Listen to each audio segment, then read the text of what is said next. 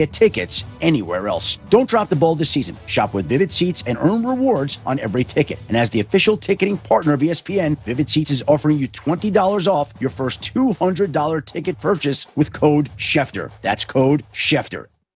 The Adam Gold Show.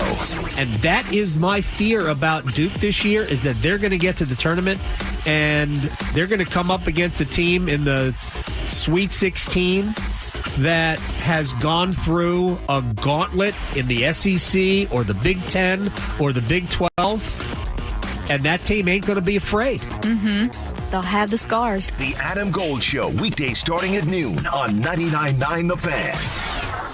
Adam Gold here from my friends at FanDuel, America's #1 sports book, and throughout the entire NFL playoffs, FanDuel goes to another level. We're turning it up to an 11 because right now new customers can bet $5 and get $300 in bonus bets if you win. Makes you want to sign up now, doesn't it? $300 in bonus bets if you win your first $5 wager. The FanDuel app gives you everything you need in the palm of your hand. Plus, when you win, you get paid right away. FanDuel.com/AdamGold. Join today. $300 in bonus bets awaits if you win your first $5 wager. FanDuel.com/AdamGold. FanDuel. 21 and over and present in North Carolina. First online real money wager only. $5 first deposit required. Bonuses issued as non-withdrawable bonus bets, which expire 7 days after receipt. Restrictions apply. See terms at sportsbook.fanduel.com. Gambling problem? Call 877-718-5543 or visit morethanagame.nc.gov. Everyone deserves a fast and reliable connection. One that helps better their everyday through the things they value most. Friends and family, education and career. A connection that opens pathways to opportunity and builds roads to a better future. At Spectrum, we're committed to delivering just that every single day. Because with the right connection, anything is possible. That's life unlimited. That's Spectrum. Attention Canes fans, your Carolina Hurricanes are calling on you to bring the energy to Lenovo Center. Get ready to immerse yourself in the electrifying atmosphere of the loudest house in the NHL. Join us in the stands to witness thrilling goals, epic hits, and be a part of the heart-pounding action. Don't miss out as we continue our quest for the cup. From the first puck drop to the final horn, there's nonstop excitement at every Carolina Hurricanes game. Secure your tickets now at hurricanes.com/tickets. Let's go, Canes. Don't go through another year with all that high interest debt. Let Loan Pronto wipe it all out now. Hey, it's Dennis Cox. Loan Pronto's Rapid Equity Loan makes it easy to pay off all your credit cards or tackle that 2025 home improvement project. Get cash in your pocket fast. No appraisals, no paperwork, no waiting. Loan Pronto's AI-driven tech gets you approved and funded in as little as 1 day. One client got $150,000 approved in under 24 hours. Paid off all their credit cards, 2 cars, and a personal loan, saving over $1,500 per month. With low fixed rates and lightning fast transfers, you can do it too. Consolidate debt, improve your home, take control of your finances. Imagine being credit card debt-free by this time next week. Don't wait. Call Loan Pronto now, 919-381-1760, or visit loanpronto.com. Get a free rate quote with no hard credit pull, 919-381-1760, loanpronto.com. Equal housing lender, NMLS 1661781, subject to lender approval, NMLSconsumeraccess.org. Welcoming you back to appointment day at the Martinez house. Raul Martinez looking stressed about scheduling a colon cancer screening, but he just pledged to get screened. Stand Up to Cancer and Optum want to help you reduce your risk for cancer. Visit takeahealthystand.org. This hour of the Triangle Sports Leader is powered by Ritchie Law Firm, injury lawyers. Ritchie Law is on top of it. Go to ritchielaw.com. That's ritchielaw.com. WCMC-FM HD1 Holly Springs. You're listening to the Adam Gold Show on the North Carolina Sports Network. And now Robinson will keep in. Bouncing puck. Natchez tries to roll one towards Ottinger. He'll get it back across the rink. Good chance for Kotkaniemi. Scores! It was a rolling puck. Kotkaniemi settles it down to the right face-off dot and wires it past Jake Ottinger. And the Canes on the board. Late in the second, it's 1-0 Carolina.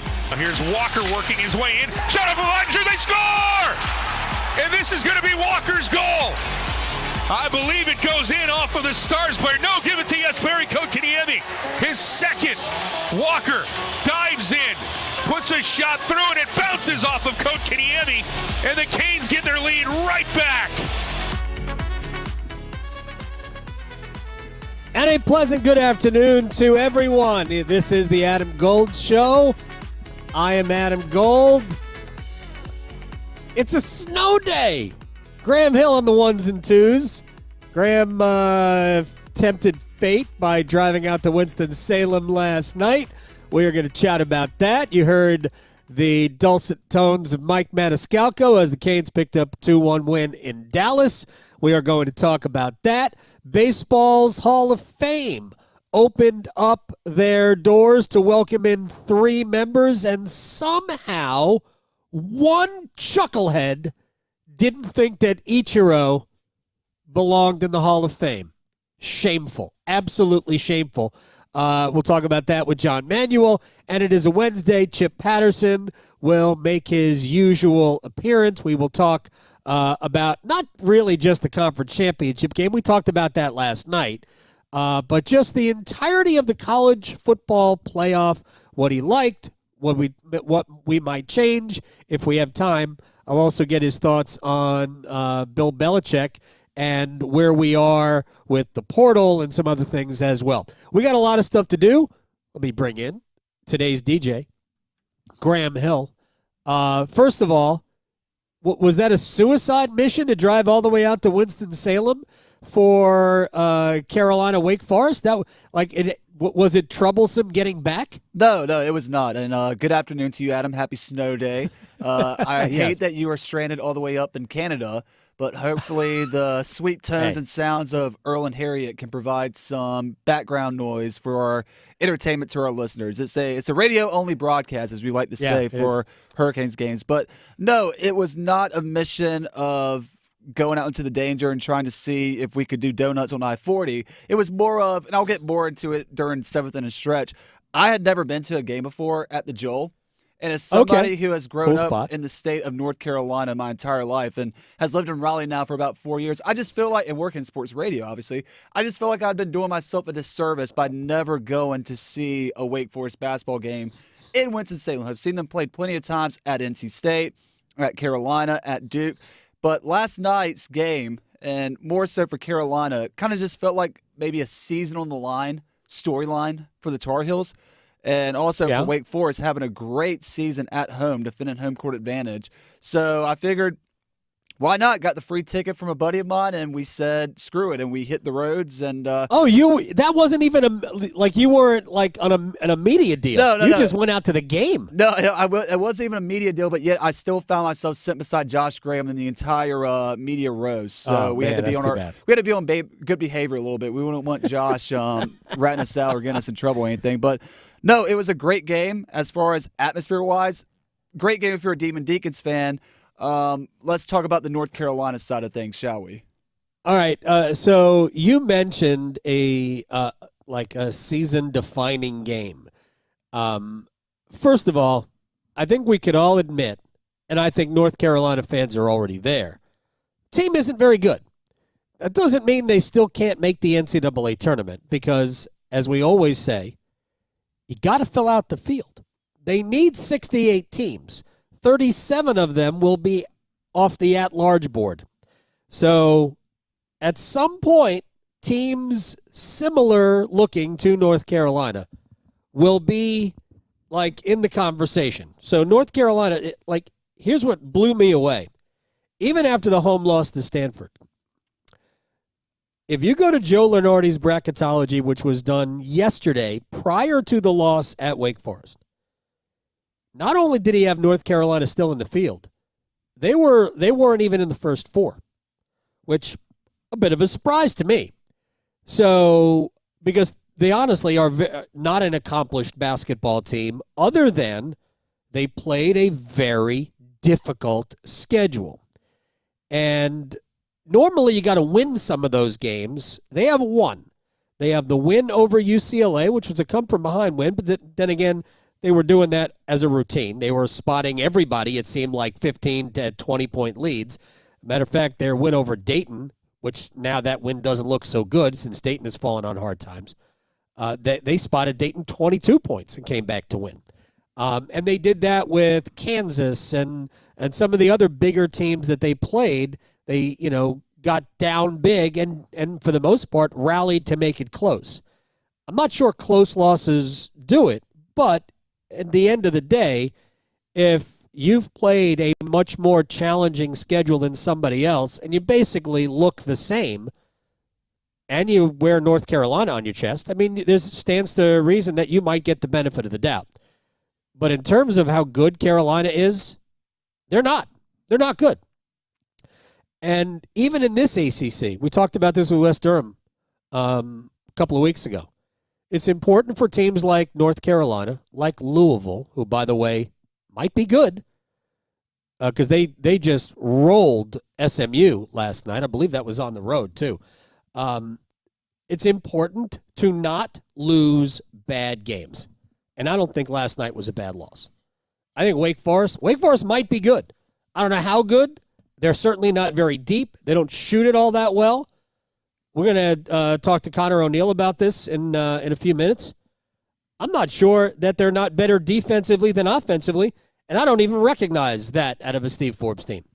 Yeah, after seeing Wake Forest in person last night, it's very clear that Hunter Salas, Cam Hildreth are the real deal. Hunter Salas might be up there as one of the top best players in the ACC. You think of Cooper Flagg, you think of R.J. Davis, and then you might have to put Salas in that conversation. Not the best performance last night against North Carolina, but he certainly didn't need to be the hero of the game. It's just Hildreth was great. Nine one-possession games this year for the Tar Heels and 5 one-possession games in ACC. But this one just felt different because I think listen to the post-game show on the way home. Joe's Angel brought up a stat that Carolina attempted the most three-pointers in a game last night that they have all season. And 32. It wasn't a good three-point shooting performance for the Tar Heels. They were 8 of 32, so they were relying on what was essentially their kryptonite to try and bail them out of the game. When in the first half, they were driving to the basket. They were getting good looks underneath. They kind of went away from that in the second half. Yeah, they didn't get to the free throw line as a result. Wake Forest lived at the free throw line, it seemed, 21 of 27, I think, at the line. Carolina just 6 of 10. But here's the problem. The Tar Heels are not built to play inside. That means they certainly can drive it. And Elliot Cadeau was doing that basically as a steady diet for the lion's share of the game. But they are a small team. And if you deny the drives, if you change your defense to deny the drives, then North Carolina is going, and many teams would do this anyway, take the easy way out, and they should be a good three-point shooting team, at least good enough. Ian Jackson has had a second straight game, which is basically substandard for him. R.J. Davis is yet to figure it out, although he was 3 of 9 from three-point range, which so far this year is tantamount to a hot streak. Elliot Cadeau was 2 for 4. Man, that's amazing. They're just not getting enough production out of their best players. Seth Trimble didn't play a ton last night. He played under 20 minutes. They're not getting much inside at all, whether it's Jalen Washington or Van Allen Lubin. So it's not that good a team. And when you're not that good a team, you're going to have some good nights and you're going to have some bad nights. And right now, whether last night was a good night or a bad night, it was just a night, I think, for North Carolina. I think it was 67-66. It's a relatively close game. But Carolina did kind of close that gap late. Wake had a 9 or an 11-point lead pretty late on, and Carolina just somehow managed to make it close. I think part of that is Wake Forest just kind of looking for the finish line and not necessarily running through the tape. But I give Carolina credit for not giving up. But ultimately, it's just not a very good basketball team, and their margin for error is essentially gone. They've got some quad 1 win opportunities left on the schedule, and they're basically going to have to win, I don't know, 4 of the 5. You got to beat Duke twice at this point. Like you've set yourself No, I don't think up. they have to. I think if they beat Duke once, that's great. You don't need. They're not going to need. No, I think they can beat them anywhere. I mean, it's a quad 1 win. It's a quad 1 win. But they've got 2 swings at Pitt, which is those will be winnable games, even though I don't think they're better than Pitt. They have a road trip to Clemson. So there are opportunities for them to get good wins. I'm just not sure they're good enough to get them. All right, before we're going to talk to Connor O'Neill from Deacons Illustrated, and then he'll become Devils Illustrated because Wake and Duke play this weekend in about 5 minutes. But before we do that, we should start with what happened last night in Dallas. So the Carolina Hurricanes have now won 3 in a row. And what did the great philosopher Lou Brown tell us about winning 3 in a row? That is a winning streak. It has happened before. Of course, for the Hurricanes, it's been a month. It was the 16th, 17th, and 20th of November, the last time Carolina won 3 games in succession. Vegas, Chicago on the road, Dallas on the road. Vegas was a great win at home behind Pyotr Kochetkov, or in front of Pyotr Kochetkov. The game at Chicago, not Carolina's best, but they gutted it out and got a Sebastian Aho overtime game winner. Frederick Anderson was great. And last night, Pyotr Kochetkov, he only faced 23 shots, but he was outstanding all night. The only mistake he really made was the goal because he just got out of position. But he was impressive all night long. Depending on what NHL Advanced Stats site you look at, the one I use normally is Natural Stat Trick, although I'd love to find an alternative, to be honest. They had the expected goals against, essentially 4, and Kochetkov allowed 1. He robbed Jason Robertson probably 3 times. Logan Stankoven, he robbed. Jamie Benn, he robbed. There weren't enough shots to have that many grade A opportunities, but man, that's Dallas in a nutshell. They don't really create on their own. They wait for your mistakes, and Carolina didn't make a ton of them, but man, when they did, Dallas could have had 4 or 5 goals. Kochetkov was that good. So that's a great sign. And I said this when Frederick Anderson, it was announced he was coming back. Carolina's goaltending just went from a weakness to a strength because Frederick Anderson is the more steady of the two, and now you arguably have the best backup goaltender in the entire NHL. Again, it's arguable. I'm not trying to debate, but I think you can make an argument that the high end of Kochetkov is better than any other number 2 goalie in the league. And even though it's going to be a tandem between now and the end of the season, Kevin Weeks talked about it last night, Frederick Anderson, all things being equal, will start game 1 of the playoffs. And Kochetkov, I think this year, unlike last year, I think we'll see him in the playoffs. And I thought, and I've asked this to the head coach, and I've asked this to Chip Tracy, and Rod talked about it last night, what difference does it make for Kochetkov having Freddie back? Well, I mean, he had, 3 or 4. So it's really the same story as last night where he was all alone in front, and, he was able to shut it down for us. So, I mean, that's the position. We talk about it over and over and over. If our guy can be better than the other guy at the other end, we're usually in good shape. Yep, and that's 3 games in a row where Carolina's guy was better than the other guy down the end. And that's not to say that the other guys weren't good. But, man, what a really nice run of goaltending for Carolina. One more thing for Hurricanes fans.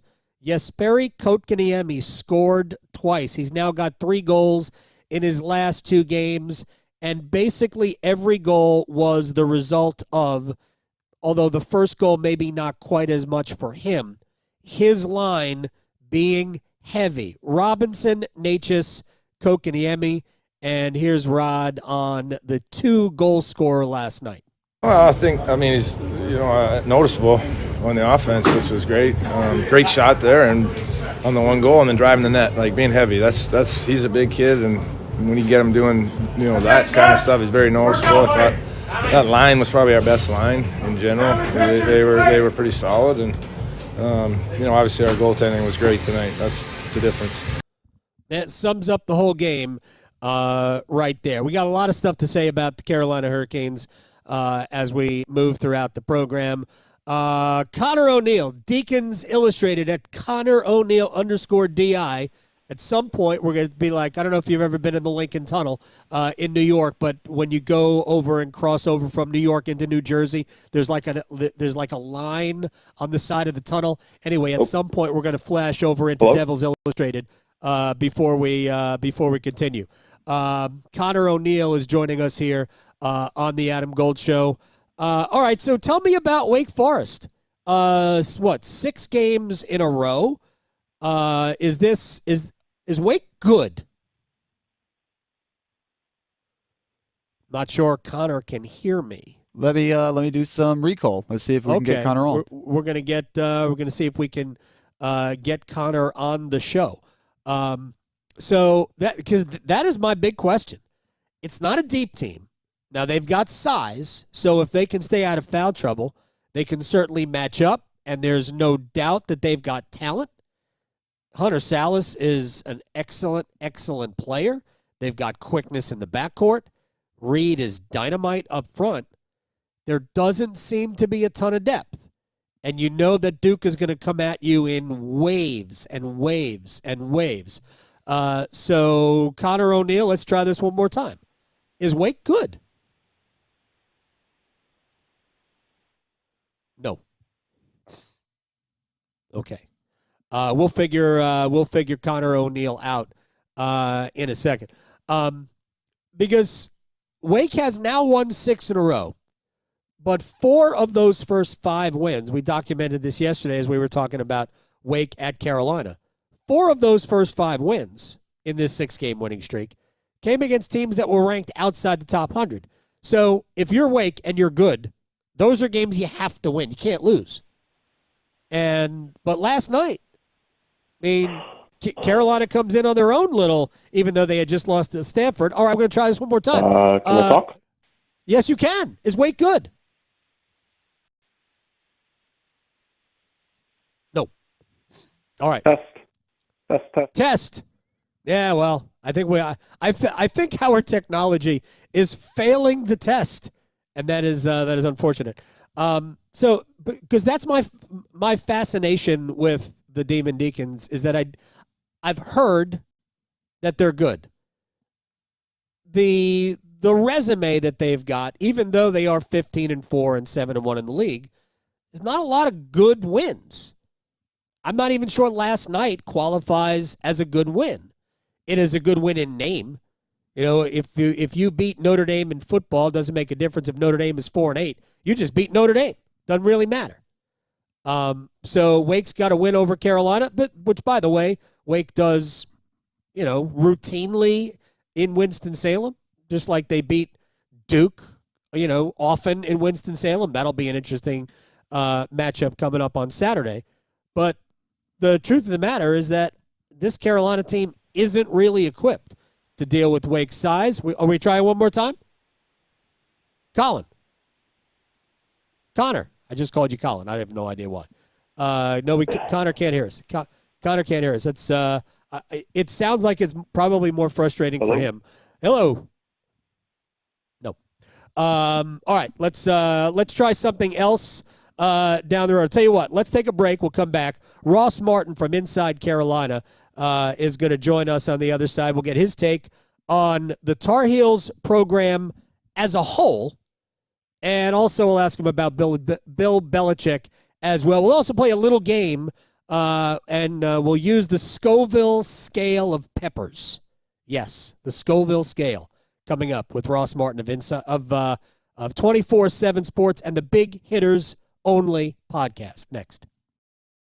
Serving it up hot and fresh every day. Adam Gold on the North Carolina Sports Network.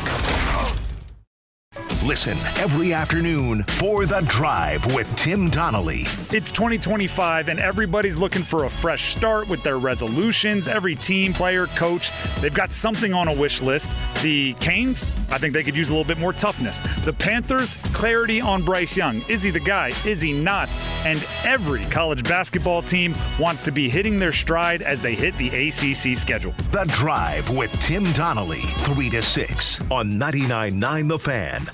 It's bow time. A leg and thigh dinner from Bojangles for just $5.99? Leg and thigh dinner from Bojangles for just $5.99? So crispy. So crispy. And juicy. And juicy. So much flavor. So much. Stop it. What are you doing? What, you expect me to get this delicious deal and not say anything? You're unbelievable. You're unbelievable. With a boldly seasoned leg and thigh, choice of fixin', a biscuit, and legendary iced tea, it's a deal so good it's worth repeating. So eat and repeat while it lasts. It's bow time.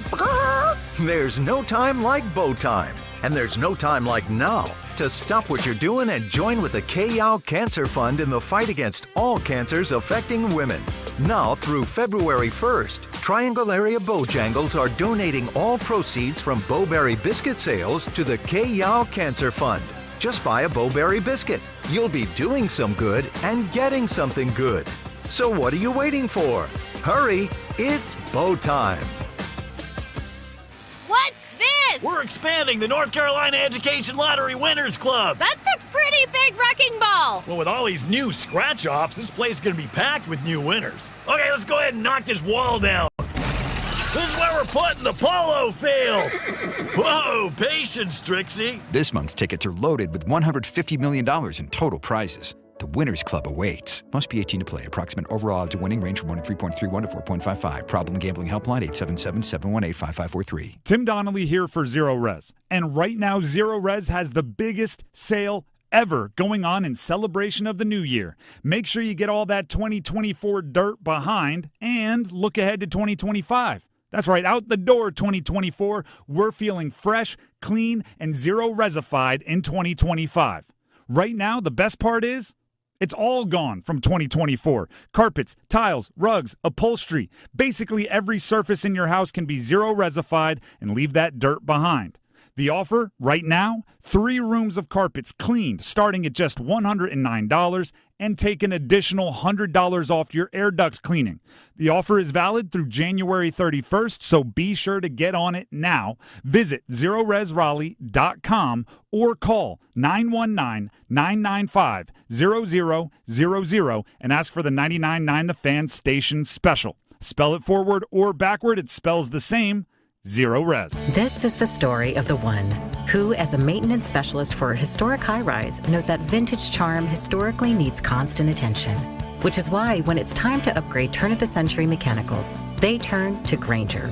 With easy access to 1 million-plus products and the scale to deliver when and where you need them, the right tools and supplies are never far away. So the one can keep that vintage building running like new. Call, click Grainger.com, or just stop by. Grainger, for the ones who get it done. Do you find yourself stuck in a timeshare? Get the real facts about the timeshare industry and your options for cancellation. Chuck McDowell, founder of Wesley Financial Group, has put together a free information guide that reveals the secrets the timeshare industry doesn't want you to know, including the 5 ways to get rid of your timeshare. Call now and get this timeshare cancellation guide absolutely free. Call 800-838-6161. That's 800-838-6161. 800-838-6161. This is Adam Gold. What, a minute 53 into the game? Heat of the moment? Right. What kind of heat of the moment is that? We haven't even gotten to simmer yet. I know. Did someone flip him off in the parking lot? Like, what are we... Seriously. The Adam Gold Show.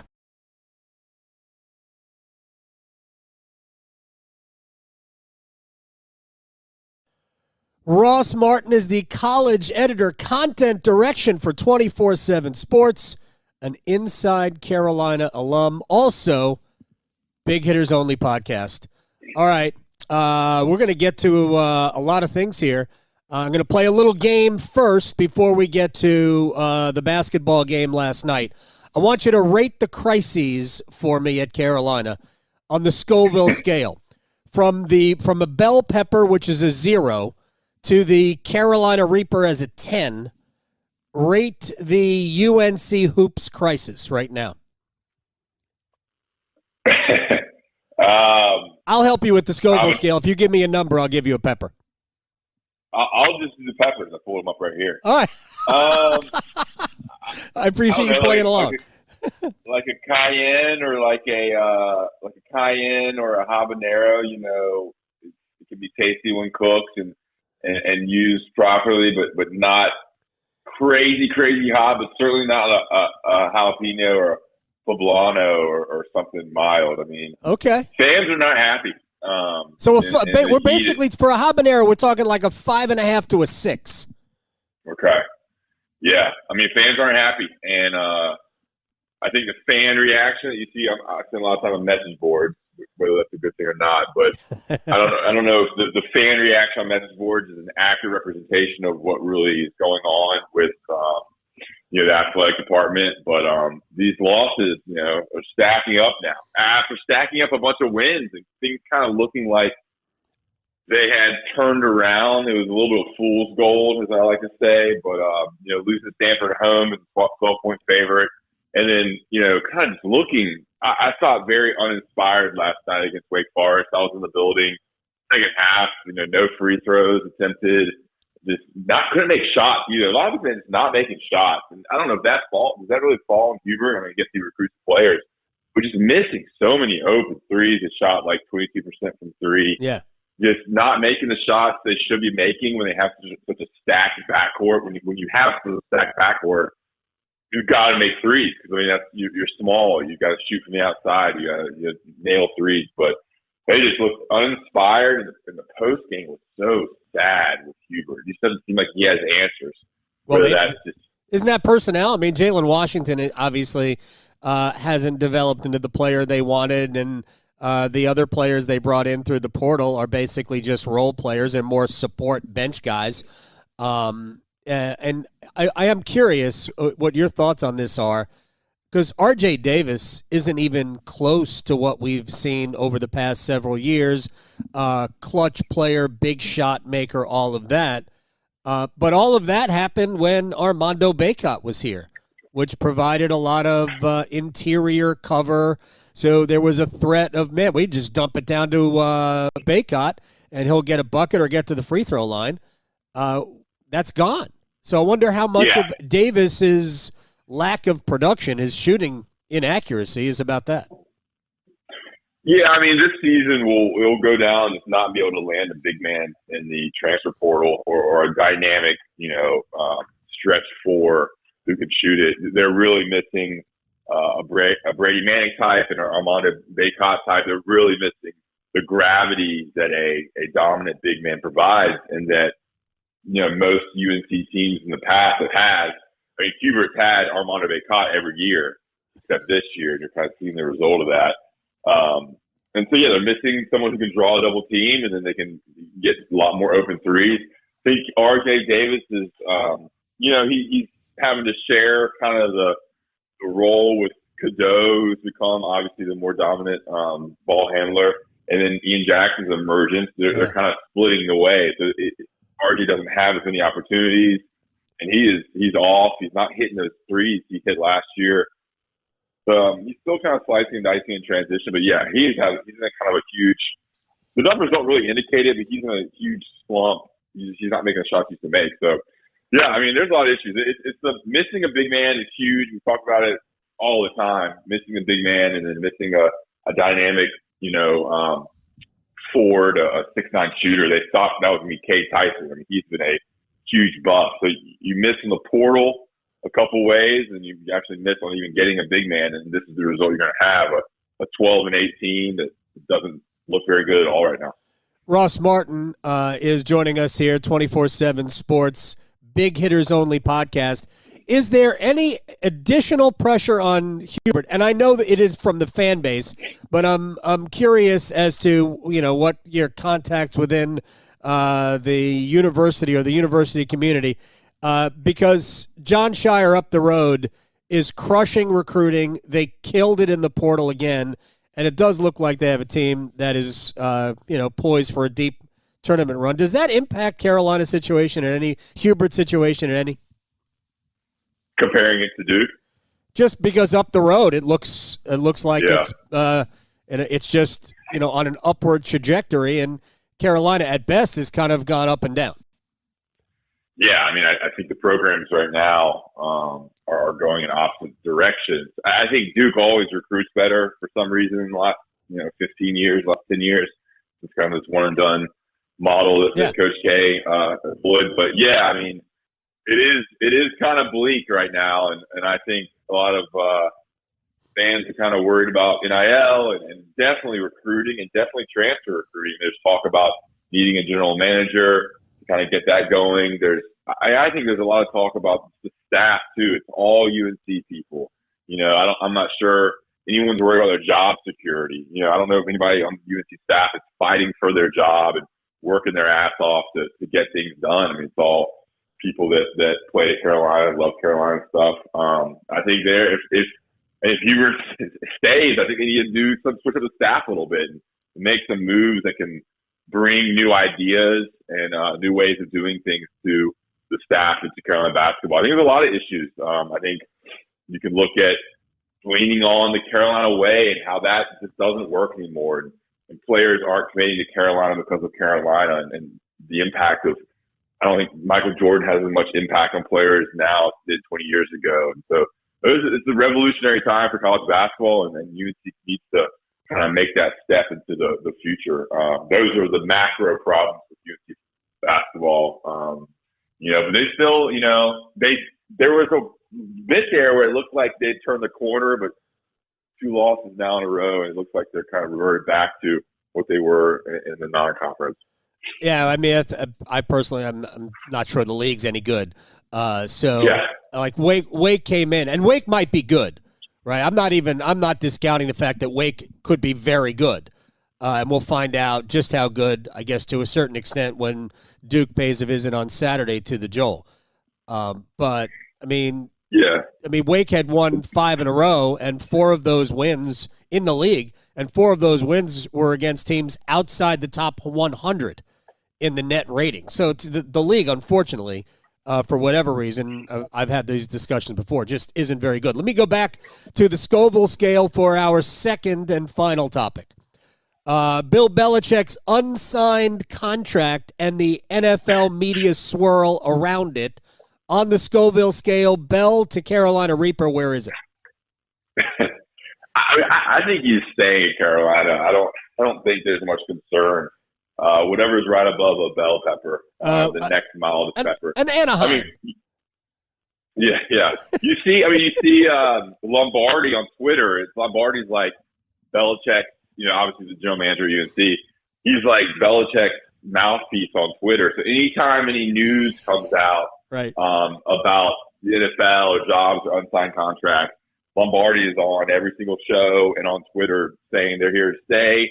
You see his 24-year-old girlfriend posting on Instagram saying they're the most committed couple at Carolina or something like that, which is funny. I know you're a big follower of Belichick's girlfriend on Instagram. I'm not, but maybe I should. I don't know. I feel dirty.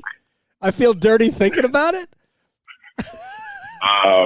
When you cover this team, you got to cover all aspects of the team. So I get it. Includes the girlfriend. I totally get it. It's interesting to follow, man. Every day or so, another coach is hired, and they're landing recruits out of California and getting all these transfers from Washington. So I don't know. It's kind of and there's no releases from universities. They're not announcing these hires. There's no information coming from universities. Just everything is being operated under cloak and dagger for UNC football right now. I don't know if that's the way it's going to be, but there's been no announcement of any hires. So it's just very funny how it's very different from every normal new coaching regime. One more quick thing, Ross, before I say goodbye, because I've been talking about this for month and a half. The way I look at it, this is a marriage of convenience to me. The university using Bill Belichick and his coaching reputation and his plan to maybe reset what UNC football is. And maybe this is the wave of the future across the entire landscape of college football. I see this as purely transactional. I don't think Bill's got any great love for the university. I don't think the university has any great love for Bill. But I think they both see an opportunity to like an experiment. If the experiment works, this is going to be awesome. If it doesn't work, I think there's going to be a lot of people losing their jobs. I think Bill sees this as a challenge too. Yeah. He's done the NFL stuff. dominate on that level. Coaching Carolina football is a challenge. Trying to get yes. Carolina to to an AC championship game or potentially college football playoff game is a unique challenge. And the way college football works now, there's a lot of unique, interesting ways that you can operate. And so I think it's kind of a fun challenge for him. And on the UNC side, why not? Why not try it with Bill Belichick? You go that route, you hire some group of 5 coach and roll the dice with that. Oh, no, this is much better. Yeah. This is much better, much more interesting. Michael Lombardi and Bill Belichick are on Pat McAfee every week. I'm on board. This will be the topic in college football nationally all year long, whether they're good or not. It will be for the next 12 months in college football. We're going to be talking about UNC football, and that's awesome. Yeah, look at it. January 20? I don't know. 22nd. January 22nd. We're talking about Bill Belichick instead of Hubert Davis's 12-8 Tar Heels on a 9 p.m. game in Winston-Salem. So that's something. And it's funny. Just the last season, the UNC schedule was so easy, and this season for football, and this season the ACC schedule for basketball is so easy, and UNC is struggling in both ways. There's some parallels in those two seasons. Kind of a miserable time to be a UNC fan, just struggling on both sides, both sports. So it'll be interesting to see what happens in basketball after this season, depending on how this season goes, and certainly interesting to track the way football is going too. So no shortage of drama, good or bad, for the Tar Heels. Very true. By the way, UNC a very slight favorite, I believe, over TCU in week 1 of the college football season. Ross Martin at Ross Martin NC on Twitter. Big Hitters Only podcast. I thank you very much, my man. I'll talk to you very soon. Appreciate it, Adam. By the way, the Tar Heels are a 3-point favorite in the home opener, hosting TCU next year. So that's when the Bill Belichick era will begin, at least officially in terms of a game. We'll talk to Chip Patterson about this next hour. A number of topics to get to with Chip, including how is it going? Remember a couple of weeks ago he expressed we don't know what the identity of the staff is. Steve Belichick's the defensive coordinator. Freddie Kitchens is the offensive coordinator. They're hiring staff under the radar. How's the portal going? So we'll find out what Chip Patterson thinks. He would know. He's a smart dude. Connor O'Neill is going to join us again at the top of the hour because we have to address that. Because I am curious, is Wake any good? Again, I think at the top, man, they've got some legitimately good players. Do they have enough of them? I mean, you could be good and get beat by 20 by Duke. Louisville, who is, I think, 7-1 in the league after the win over SMU, I think they're 7-1. I think Louisville's good. Duke went out there and, did what they do. I think Pitt's good. Well, I did. I'm not entirely sure now based on what's happened since Pitt came to Cameron Indoor Stadium and got beat. Because I don't think they've won since. But, I mean, you could be good and get beat by 20 points by the Blue Devils, who I think are legitimately great. And one quick thing to kind of clear up. I don't want people to believe that I don't think that Gonzaga has done well over the last 2 decades nationally, even though they play in a West Coast conference, which really only tests them maybe 4 times a year. St. Mary's has basically been good throughout, and there oftentimes is one other school in the West Coast Conference that's good. And if Gonzaga has a home-and-home with them, which they mostly do, because the West Coast Conference doesn't have 17 teams, then those 2 games would be challenging. At times it was BYU. At times it has been like San Diego or Santa Clara or even the University of San Francisco. Back in the day, it was a Pepperdine. But when you get to take nights off and get away with it with wins, I think that ultimately works against you because there's not the immediacy of, man, if we're not on top of it every single night, we're going to get beat. And I think that ultimately can become a hindrance when you get to the NCAA tournament. But by no means has Gonzaga really underperformed. I think what it does is it tends to overseed you. If Gonzaga were 27-7 as opposed to 31-4 over whatever, I know those numbers don't necessarily work out. I apologize. It's the difference between being a 1 seed and a 3 seed, right? So it looks worse when the 1 seed loses in the Sweet 16 or even in the Elite 8 as opposed to when a 3 seed loses in the Sweet 16 or the Elite 8. And that's my overall point, is that you're going to face better competition. And it's just going to you have a tendency to be overseeded. I don't know what Duke would be if they were playing in a more difficult league. Would Duke still be as good as they are in the SEC? I actually think they would. But it's just one of those things that we're not going to really know the answer to. And we might not even be able to draw a conclusion. It's purely hypothetical, but I don't believe it's a non-factor either. All right, let's take a break. We'll come back. We've got one-timers. Graham Hill will ask questions, and I will, hopefully better than the Hurricanes did last night, because all their one-timer opportunities were wildly off target last night. It was kind of comically bad. So I'll try anyway, to be on target with my answers to Graham Hill's questions next. Raleigh to Boone, Charlotte to Chapel Hill. Your Carolina is covered. Adam Gold on the North Carolina Sports Network.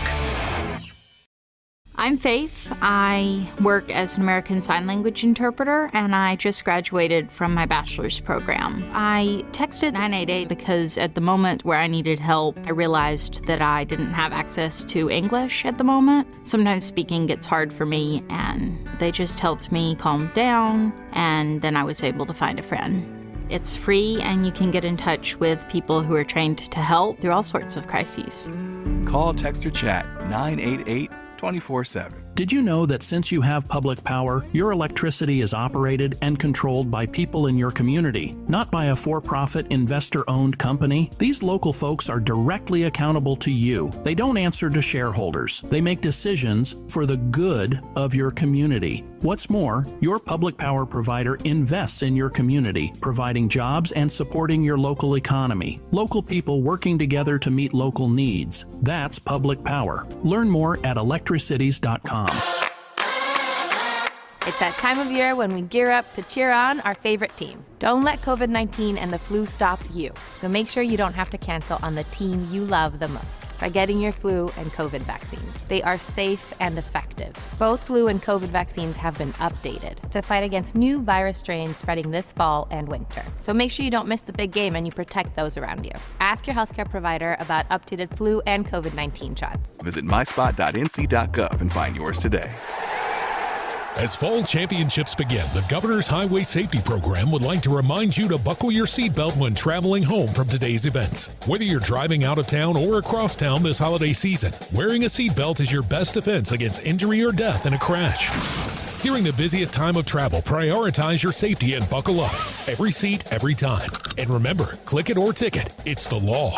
This message brought to you by the North Carolina High School Athletic Association and the Governor's Highway Safety Program. The North Carolina Department of Health and Human Services is looking for people age 21 or older to volunteer in long-term care facilities. Community Advisory Committee volunteers help residents and their families advocate for the needs of individuals living in long-term care facilities, such as nursing homes, assisted living facilities, and family care homes. Volunteers must complete orientation and training to become designated and certified representatives of the Long-Term Care Ombudsman Program. Visit ncdhhs.gov/aging to find your county's ombudsman.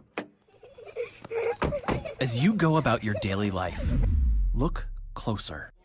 As you gather with family and friends, look closer. Right in your community, there are youth who don't have the home, warmth, and healing you have. So, look closer. Every year across America, a staggering 4.2 million youth are homeless or trafficked. Covenant House is the national leader providing safe housing for youth, 50 years strong. Tonight, 2,000 young people will sleep safely in a Covenant House bed. And tomorrow, they will wake up surrounded by love. Every youth who walks into Covenant House gets clean clothes, hot meals, medical care, and a safe place to sleep 24 hours a day, 7 days a week in sites across America to help them fulfill the great promise of their lives. So, look closer at Covenant House and help us fight youth homelessness. To help or get help, go to covenanthouse.org. If you need health coverage due to a life change, healthcare.gov is here for you. Like it was there for Terrence and Jody when they got married, and Sophia when she had a baby, and Gary when he moved and needed new insurance.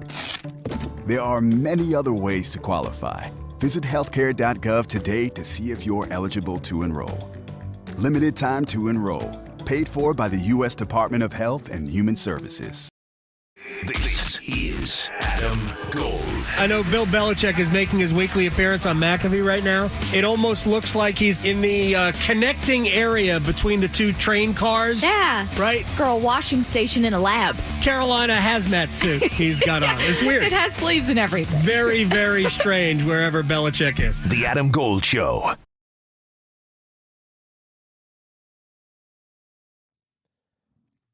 It's the Adam Gold Show. I'm Adam Gold. Graham Hill on the ones and twos. I knew I could count on you for this. I knew I could count on you with winter weather-related song music rejoins. That wasn't the theme for today's show, but we could certainly make that the theme moving forward with the rejoins. What is just dumb luck on this song, or was this about R.J. Davis and three-pointers? Wow. No, it was not intended to represent North Carolina's three-point shooting performance last night against Wake Forest. 8 of 20, 8 of 32. Honestly, it was better than Wake's. Wake's was 2 for 15. Yeah, Wake Forest was just able to get to the free throw line. There's so many things that we can pinpoint to as far as like little things, and that's been the theme for Hubert Davis a lot in these losses is little things like bad turnover here, didn't execute an offensive rebound here, didn't get a defensive rebound here, right. Poor shot selection here.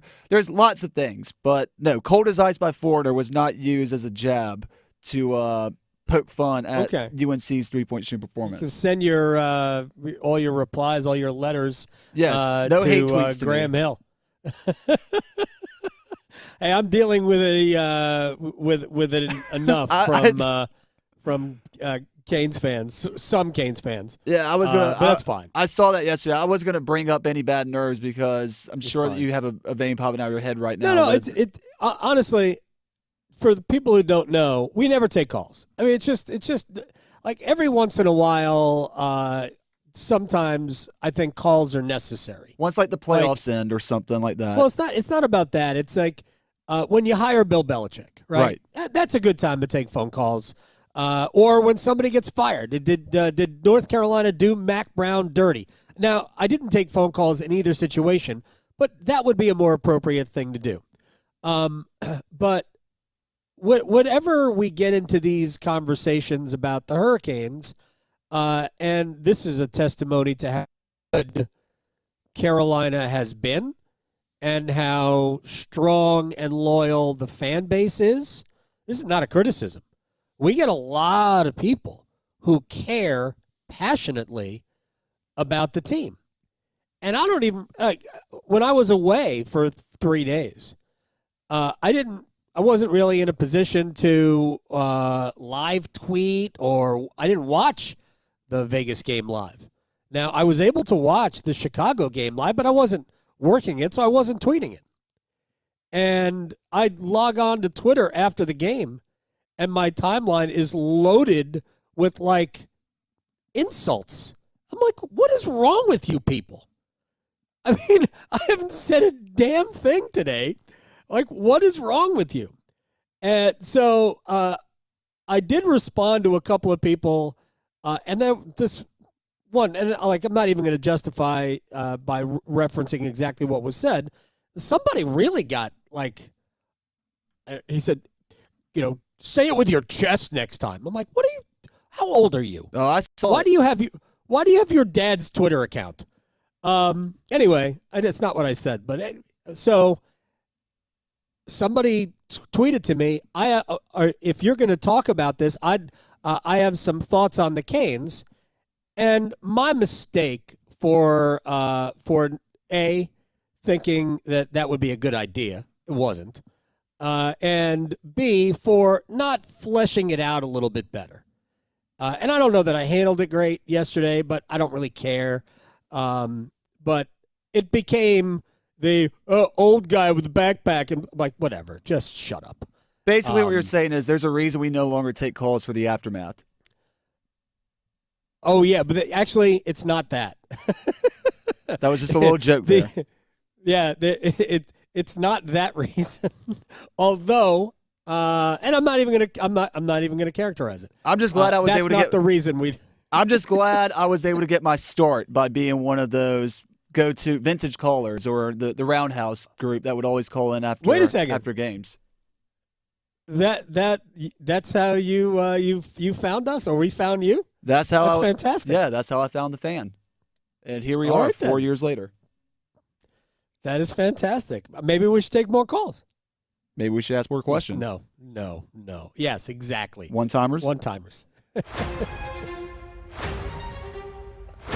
Well, while we're on the subject so of Carolina, not the Hurricanes, let's go back to Carolina basketball for just a second, because with North Carolina's 67-66 loss to Wake Forest last night, Carolina now finds themselves 12-8 overall for the season, 5-3 in ACC play. Adam, you sort of alluded to it earlier in the show, but I'm just going to ask the question again in case anybody joined late. Are they in jeopardy of missing the NCAA tournament currently? Yes, 100% in jeopardy. In fact, I would argue that there's a better chance that they won't be in it right now than they will be in it, although I think it's probably close. And the reason I say there's a chance that they won't be in it, it's because the reality is that I don't think they're good enough to win enough of those games. And the games they must win. And you don't have to win all of them, but you got to win probably half of them. Pittsburgh, you play once, right? They play Pittsburgh once? Yes, they play Pitt once in Chapel Hill. Pitt once. Duke, no, that game is in Pittsburgh. No, they play Pittsburgh twice. You're going to have to beat them on the road right now. Pittsburgh has fallen outside the top 30. You got 2 games at Pittsburgh, 2 games at Duke. You have a road trip to Clemson. You have a road trip to Florida State, who has suddenly shown inside the top 75. I don't think Florida State's that good, but right now, statistically, it's a quad 1 win because it's on the road. So you've got 6 opportunities, roughly, if we say that Pitt will return to being in the top 30. And you probably need to win 3 of those 6 games. And if Duke doesn't want to lose to you, they're not going to lose to you, which means you're going to have to win 4 of those, 3 of those 4. Good luck. I think it's a very tall order for UNC to win enough of those games. At the very least, you probably need to run the table on the other games. And I'm not sure they're good enough to do that. All right, speaking of teams that also struggle in one-possession games, NC State, 65-62 loss this past Saturday against Cal at home. NC State now sits at 9-9 overall and 2-5 in the ACC. Are they in jeopardy of just missing the ACC tournament altogether? And the only reason I preface it like that is because I was reminded that this is the year that the ACC tournament only takes an allotted amount of teams. So not every team will be playing in Charlotte this year. First of all, I had forgotten that. And that is a great point. I think State's better than that. So I think they'll make. We hope at least. I mean, no, I think they'll make it, but I need to see more from the Wolfpack. I need to see just a little bit more. I think we'd feel differently if they didn't completely blow the 12-point lead at Virginia Tech. Right. So I think they'll make the ACC tournament. I'm pretty confident they will. But it certainly is something to think about as we go forward. They don't have an easy stretch of games either. I mean, they still have Louisville to play at home. They go to Duke, and they have Clemson at home. I mean, SMU this Saturday. I mean, that final game against Miami on March 8th could be their first play-in game. First of all, they before could the beat ACC SMU. tournament even starts. Right. They could beat SMU this weekend. A trip to Duke, probably not good. Home against Clemson, probably not good. The trip out west, Louisville at home. Yeah, this is these next 6 games. See how many of those they can win before we really throw dirt on them. In the 30 seconds that we have before we have to hit the network break, I'll just ask this of you, Adam Gold. How legit is Wake Forest after their win last night against North Carolina, undefeated at home, one loss in the ACC? I mean, are they going to be the ones that hand Duke their first ACC loss on Saturday? I think it's probably more about Duke than it is about Wake. I don't know that I'm qualified to answer that question, but somebody who is, Connor O'Neill, who covers the Demon Deacons, also covers the Blue Devils, he will be able to answer that question for us when we come back. That's right, on the Adam Gold Show. Going beyond the box scores. Adam Gold on the North Carolina Sports Network. Hey, it's Adam Gold from my friends at FanDuel, America's #1 sports book, and the NFL playoffs are winding down. We've only got 3 games left, and FanDuel wants you to enjoy the NFL playoffs even more. And how about this? A same-game parlay profit boost for all customers. Let's do Saquon Barkley, anytime touchdown for Washington. Jaden Daniels, anytime touchdown pass for Washington. Actually, Barkley plays for the Philadelphia Eagles. You shouldn't get that wrong. And then Nick Sirianni, Eagles coach, to taunt his own fans. 3-leg parlay, profit boost, FanDuel.com/Adam Gold. FanDuel is an official sportsbook partner of the NFL. 21 and over and present in North Carolina. Opt-in required. Minimum 3-leg parlay required. Bonuses issued as non-withdrawable profit boost tokens. Restrictions apply, including any token expiration and maximum wager amount. See terms at sportsbook.fanduel.com. Gambling problem? Call 877-718-5543 or visit morethanagame.nc.gov. Reason number 52 to choose Diamonds Direct over any other jeweler. Only Diamonds Direct gives you a 110% diamond upgrade guarantee. Let us explain. If you buy a diamond at Diamonds Direct today and decide in the future you want to upgrade to a larger diamond, Diamonds Direct will give you 110% of your original purchase price toward the new stone. For example, let's say you bought her a $5,000 diamond last year, but now she wants to upgrade to a $6,000 diamond. Diamonds Direct will give you $5,500 toward the new one. That's 10% more than you paid the first time. Guaranteed appreciation. Whether that first diamond was $3,000 or $30,000, you get 10% more. Who else does this? And unlike other stores who claim to offer diamond upgrades, at Diamonds Direct, there's no fine print and no minimum purchase requirement. It's 10% more, period. Come and discover real value and buy with confidence. Official jeweler of the Carolina Hurricanes and proud sponsor of NC State Athletics, and proud to call the Triangle home. Diamonds Direct. Your love, our passion. All of us have a role to play in promoting a mental health friendly workplace. Whether we're a CEO, manager, coworker, or someone with a mental health condition ourselves. So what can I do to help? Learn more at whatcanyoudocampaign.org. What could you do with an extra $75,000 right now, or even a couple $100,000? If you own a home, you can get that money in less than a week with Loan Pronto. Hey, it's Dennis Cox. Loan Pronto is the leader in quickly converting your home equity into cold, hard cash. You can pay off all your credit cards or start that home remodel. Loan Pronto has several easy options to let you access the cash from your home. There's virtually no paperwork, no cumbersome process, no junk fees, and often no appraisal. Listen. The average homeowner now has over $300,000 in equity. That's your money. Use it. One client got $150,000 out and paid off all their credit cards, 2 car loans, and a personal loan, cutting their monthly expenses by $1,500. You can get approved in as little as 1 day. So act now with no hard credit pull up front. LoanPronto.com, 919-381-1760. Get the money you need for anything. 919-381-1760, LoanPronto.com. Equal housing lender, NMLS 1661781, subject to lender approval, NMLSconsumeraccess.org. Well, good morning, kiddo. I love that you're home from college. I've missed you. Still taking your Nature-Made vitamins? Every day. A multivitamin and a probiotic. You better be taking yours. Still looking out for me, Mom. I'll never stop. Made to care for you every day. Nature-Made, the #1 pharmacist-recommended vitamin and supplement brand.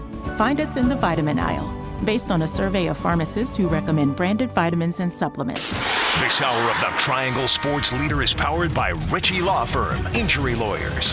Ritchie Law is on top of it. Go to ritchielaw.com. That's ritchielaw.com. They score! WCMC HD1 Holly Springs. Take us with you on the radio, Instagram, TikTok, Alexa, and YouTube. 99.9 The Fan, the Triangle Sports Leader. You're listening to the Adam Gold Show on the North Carolina Sports Network. Hubert Davis trying to call something out. His team didn't respond. He's frustrated. It's going to turn into a long three by Cadeau, and he rattles it home for three. Carolina led for a large majority of the first half. They've trailed a large majority of this half. Withers open for three, and he gives Carolina the lead with the triple from the wing. Man, you would have thought that was a happy ending. But it wasn't for North Carolina. It was for Wake Forest as the Demon Deacons get a 67-66 win over the Tar Heels. Their sixth in a row, not in the series, but in ACC play. I am Adam Gold. This is the Adam Gold Show. Graham Hill on the ones and twos. Normally, you can watch this show on YouTube, and I encourage you to bookmark it every day, noon to 3, youtube.com/Adam Gold Show or /999 The Fan. Either one take you to the right spot. But today, due to the frozen tundra that is Central North Carolina, we are working remotely today, which probably got in the way of us being able to have a conversation with the one and only Connor O'Neill, Deacons Illustrated, and we will get to the Devils Illustrated portion of your job in a minute. At Connor O'Neill _DI. All right, sir. First of all, thank you very much. You get hazard pay. Man, if we were paying. You get hazard pay for putting up with all this madness today. So thank you, really, for putting up with it. So this is the question I tried to ask you 4 times at about 12:15. Is Wake good? Okay. All right.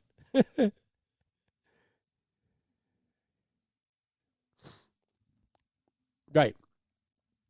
Right.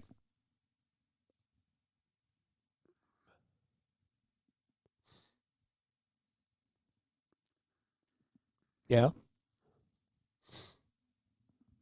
Yeah.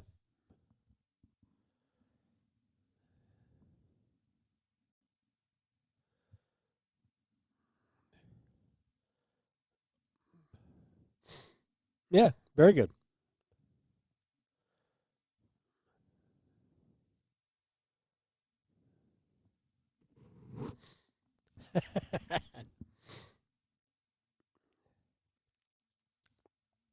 Right.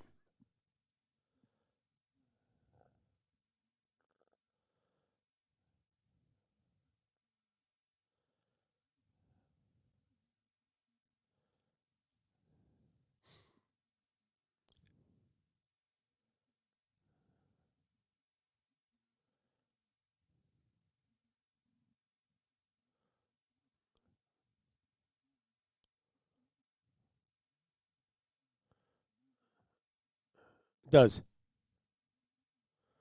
Well, I mean, I don't think we can discount margin of victory as a factor, but it shouldn't necessarily be. I mean, that's how Indiana got into the college football playoff, because they were laying waste to a bunch of bad teams. So I don't, I think in basketball we have more data, right? So it really, in basketball, should probably come down to did you win or did you not win? It shouldn't come down to those other factors. But I mean, the data is an industry in and of itself, and it doesn't tell us nothing, I guess is my overall point. But let me ask you this, Connor, because the history tells us that Steve Forbes' teams are great offensively and, get run over slowly defensively maybe. Is this the opposite?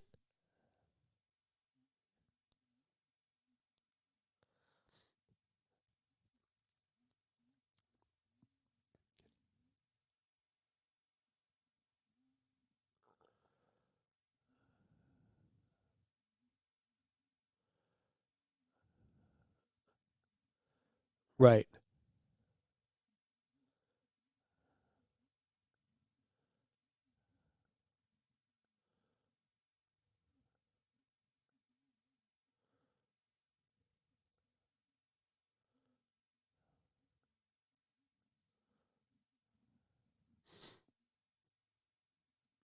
Right.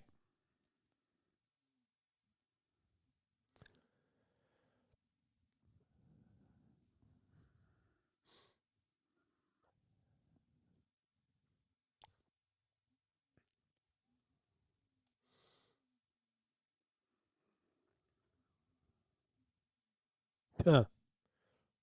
Yeah.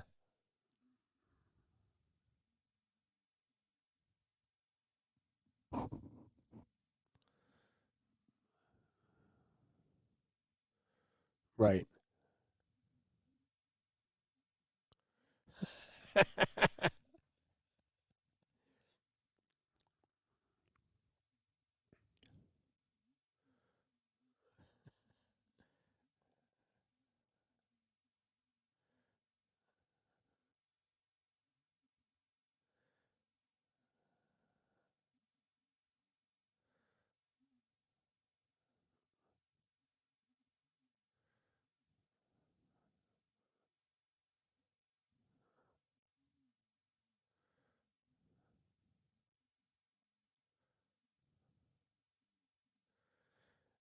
Connor O'Neill is joining us here on the Adam Gold Show. Covers both Wake and Duke. We're going to get to the game coming up on Saturday in a second. But as you were explaining, this is what Steve wanted, and then this is what he ended up with the first several years. All I could think of was Brian Billick. He was the defensive coordinator for the Vikings when they were really good and had a great defense, becomes the head coach of the Baltimore Ravens. And while they obviously always had good defense, I think actually I got it backwards. He was the offensive coordinator, right? They had this great offense. He goes to Baltimore, and they have a terrible offense, but an amazing defense. So the best laid plans don't always work out in your favor. Do they shoot the ball well enough? And obviously have not, and it doesn't look like they do. From 3-point range to not get run out of the gym just at the 3-point line coming up on Saturday.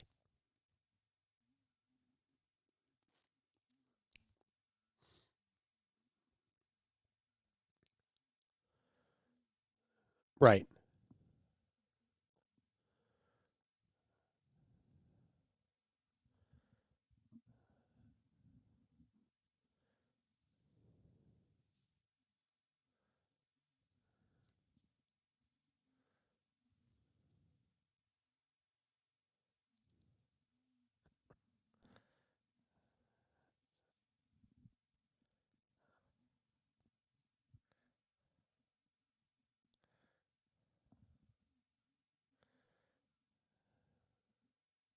Right.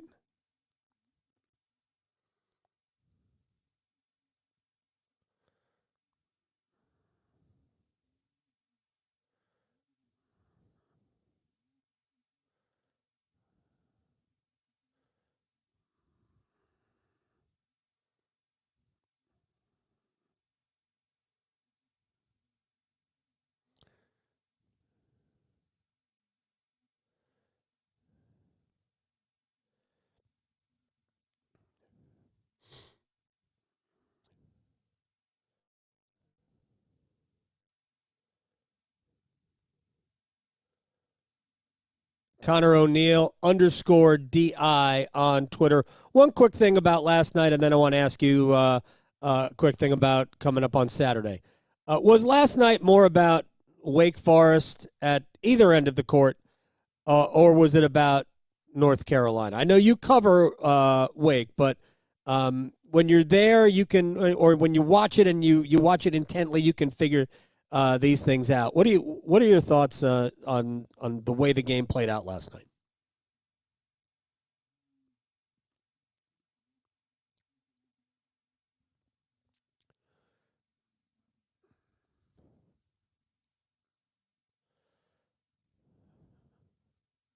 Right.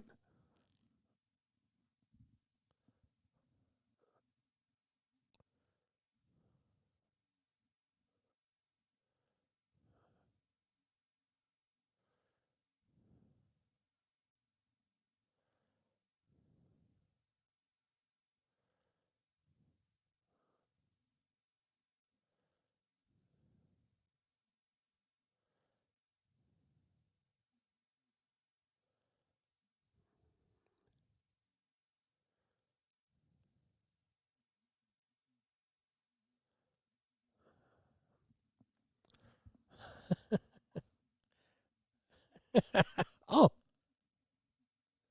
Oh.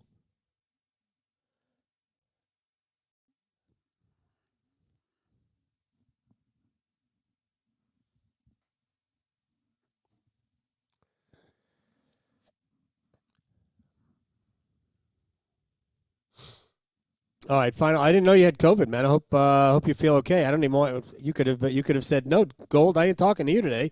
I don't feel well. Well, so let me abuse you real quick.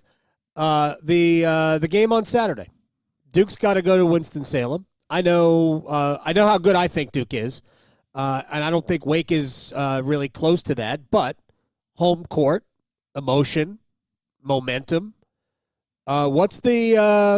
How does Wake win this game? And I know you cover Duke too, so I don't know what color glasses you're wearing right now. How does Wake win this game?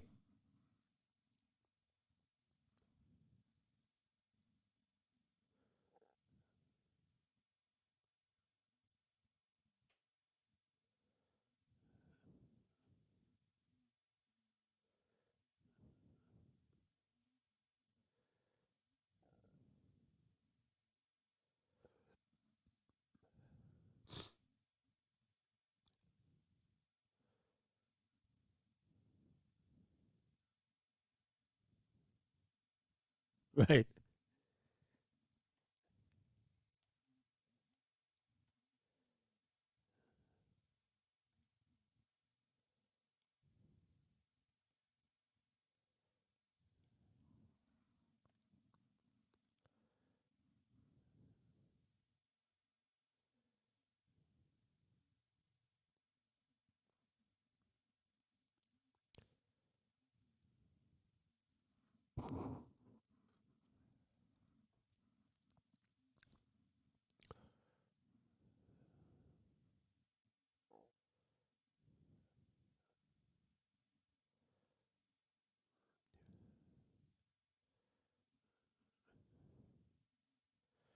Yeah, I mean, I think you're right. Duke probably won't go 20-0, but I think that'll be like by choice.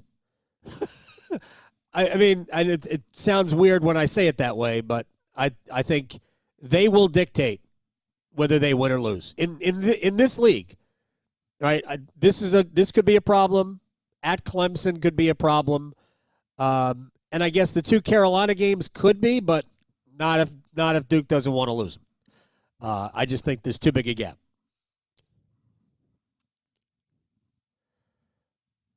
Yes. Oh, that's a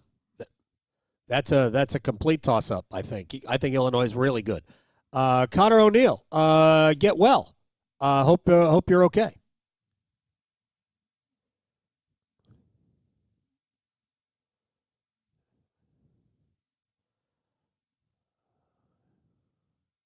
All right, well, feel better.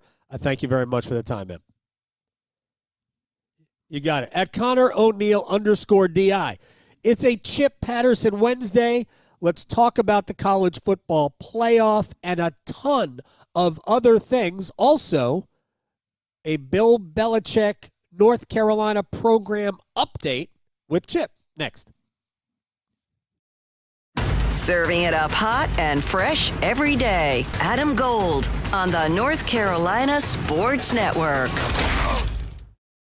All playoff roads lead to New Orleans. Playoff football, baby. The Wild Cards, the championship games, presented by First Horizon Bank and Wake Med, will be heard here. It's Barkley running to the left. Barkley gets by everybody. Saquon Barkley is gone. Touchdown. 28-15. Philly. The Triangle's home for Super Bowl 59. 99.9 The Fan, the Triangle sports leader. It's bow time. A leg and thigh dinner from Bojangles for just $5.99. Leg and thigh dinner from Bojangles for just $5.99. So crispy. So crispy. And juicy. And juicy. So much flavor. So much. Stop it. What are you doing? What, you expect me to get this delicious deal and not say anything? You're unbelievable. You're unbelievable. With a boldly seasoned leg and thigh, choice of fixin', a biscuit, and legendary iced tea, it's a deal so good it's worth repeating. So eat and repeat while it lasts. It's bow time. There's no time like bow time. And there's no time like now to stop what you're doing and join with the K-Yow Cancer Fund in the fight against all cancers affecting women. Now through February 1st, Triangle Area Bojangles are donating all proceeds from Bowberry biscuit sales to the K-Yow Cancer Fund. Just buy a Bowberry biscuit. You'll be doing some good and getting something good. So what are you waiting for? Hurry, it's bow time. We're expanding the North Carolina Education Lottery Winners Club. That's a pretty big wrecking ball. Well, with all these new scratch-offs, this place is going to be packed with new winners. Okay, let's go ahead and knock this wall down. This is where we're putting the polo field. Whoa, patience, Strixie. This month's tickets are loaded with $150 million in total prizes. The Winners Club awaits. Must be 18 to play. Approximate overall odds of winning range from 3.31 to 4.55. Problem gambling helpline 877-718-5543. Shinedown. Dance Kid Dance Tour. Live in Raleigh. Lenovo Center Raleigh, August 21st. With special guests, Bush and Morgan Wade. Get tickets this Friday at 10 a.m. at livenation.com. Shinedown, live in concert. For more, visit shinedown.com. Prescriptions require an online consultation with a healthcare provider who will determine if appropriate. Restrictions apply. See website for details and important safety information. Price varies based on product and subscription plan. Did you know that 1 in 4 people seeking treatment for ED are under 40? HIMS can help. Get started at hims.com/joy. Through hims.com, you can access a full range of treatment options for ED, including daily or as-needed meds through a 100% online process. To start your free online visit and save up to 95%, go to hims.com/joy. Progressive's Auto Quote Explorer lets you easily compare direct rates from different insurance companies, so you can be confident you're getting the right one, even if it's not with Progressive. Way more confident than you were when you bought that TV in the parking lot. It just happened to not come in a box or include a remote. And when you finally managed to turn it on, all it displayed was the menu of Grumpy's Tacos. So use Progressive's Auto Quote Explorer and be confident you're getting insurance that's right for you. Progressive Casualty Insurance Company and affiliates. Not available in all states or situations. Prices vary based on how you buy. Order for Jennifer C. Is this my double shot, double cream, double froth, double pump, double whip, double sleeve? Yeah. Can you handle that much caffeine? Did you know Discover automatically doubles all the cash back you've earned at the end of your first year? Oh, really? That's great. Seriously, did you know Discover automatically doubles all the cash back you've earned at the end of your first year? Yeah, you just said that. Did you say I just said that? Yeah, I'm cutting you off. I can't have any more? Why not? You earn, we match. Discover Cashback Match. See terms at discover.com/creditcard. This is Adam Gold. 80-second mark, I scream in the booth. I screamed in the booth. Why the heck is he still on the ice? Did you say it in Finnish? I should have. Yes. No, he wouldn't. He curses in English. He does. All right, 2 seconds later, he scored. Yes. And I went, oh, that's why. That's why. The Adam Gold Show.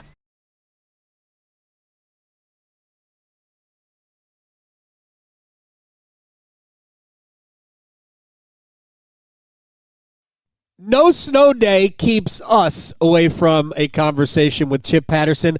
Part of me wanted this to be yesterday, but I thought, no, I want to collect my thoughts. We had other things to talk about as well, and now let's delve into the national championship of the college football playoff. First of all, I trust you're having a good snow day as well.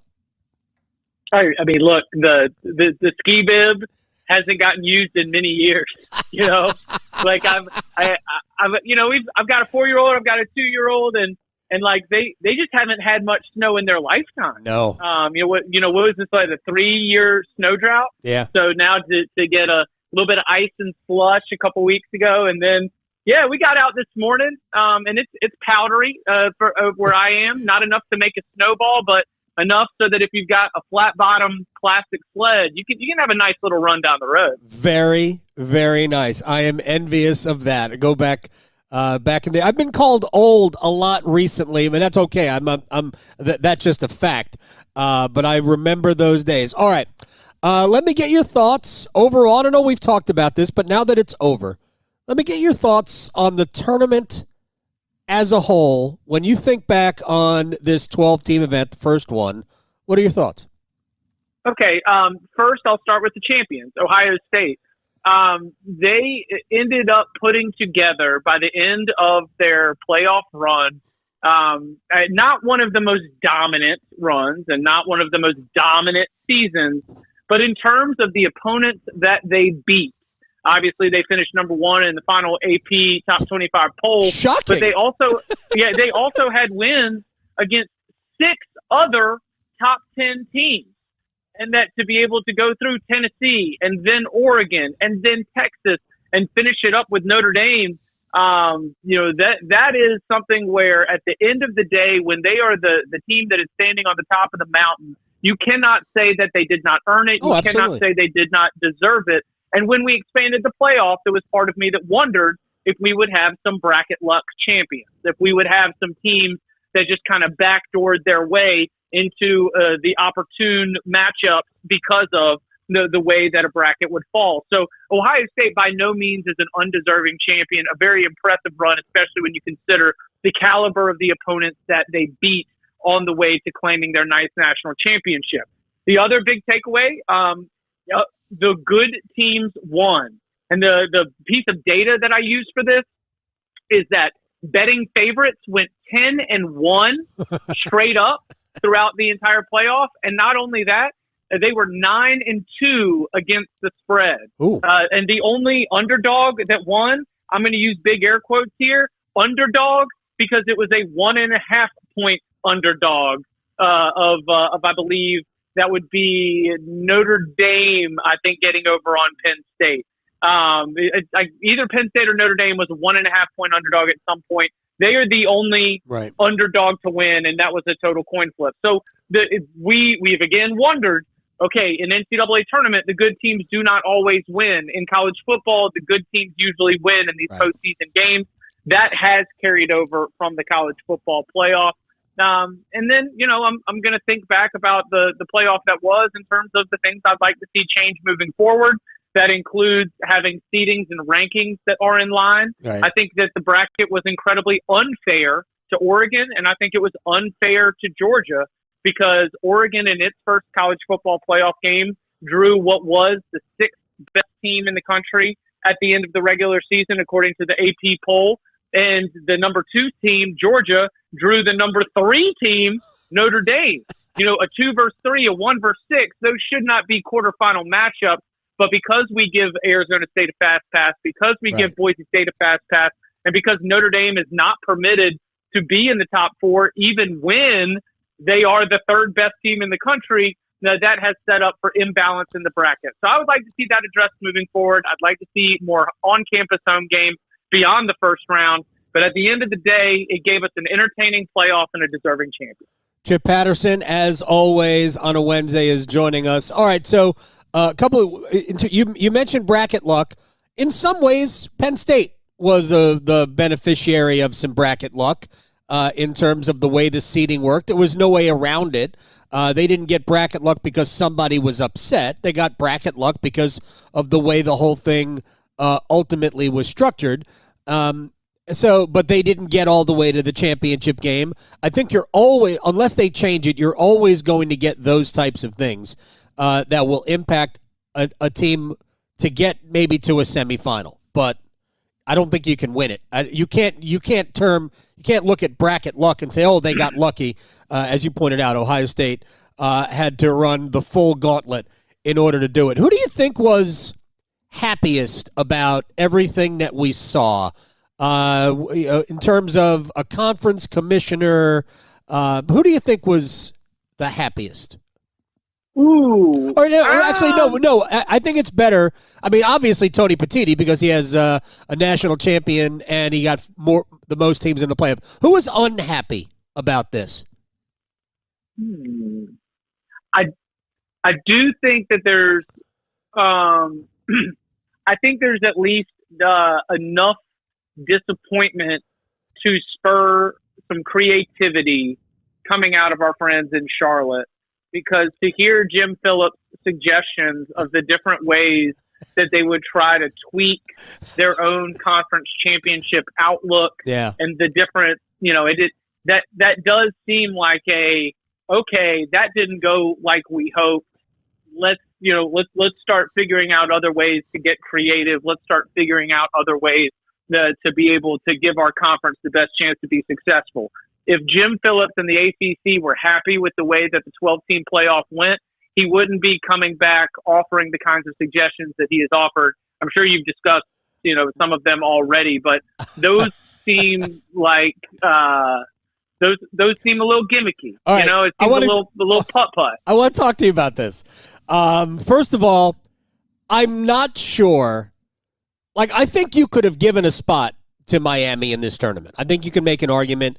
I think you can make an argument Miami over Indiana, separated by just one loss. Miami's 2 losses were they were not bad losses, really. Syracuse ended up being a very good team. It was on the road. We can argue about Georgia Tech ended up right. That was Miami's other loss, right? Yep. Georgia Tech ended up being a very good team. In fact, preseason top 25. If we buy in any way those way too early top 25s, so maybe Miami gets in, but it would have been at the expense of SMU, probably, and Clemson obviously won the league. When I saw that story, my first reaction was, what in the world are you thinking? Because you can declare whatever you want. You can declare a regular season champion, and you can declare a tournament champion, with air quotes. But the College Football Playoff Committee is only going to recognize one of them. So what exactly are you doing? Is there an NIT for the College Football Playoff that I'm not aware of?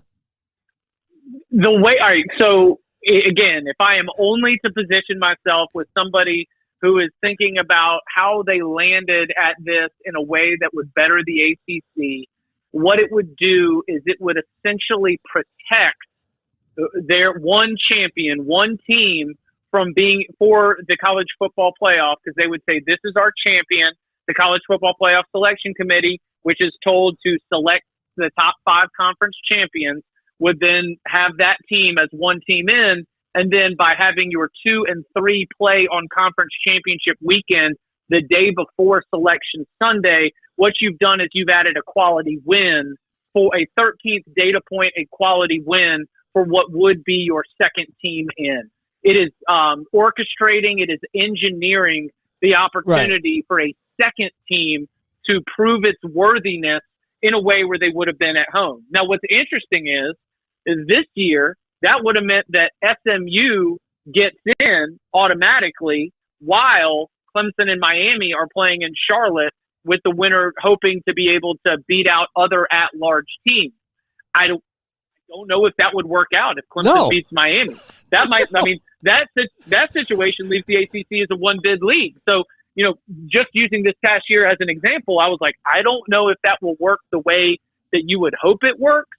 But ultimately, where in my most, not sympathetic, but just trying to consider how they got there, it seems to me like you protect your conference champion, you protect one bid, and then you give the opportunity for a guaranteed quality win for a second team to get in. Now, obviously, if in 2026 and beyond, we go to automatic qualifiers per conference, then that won't mean anything.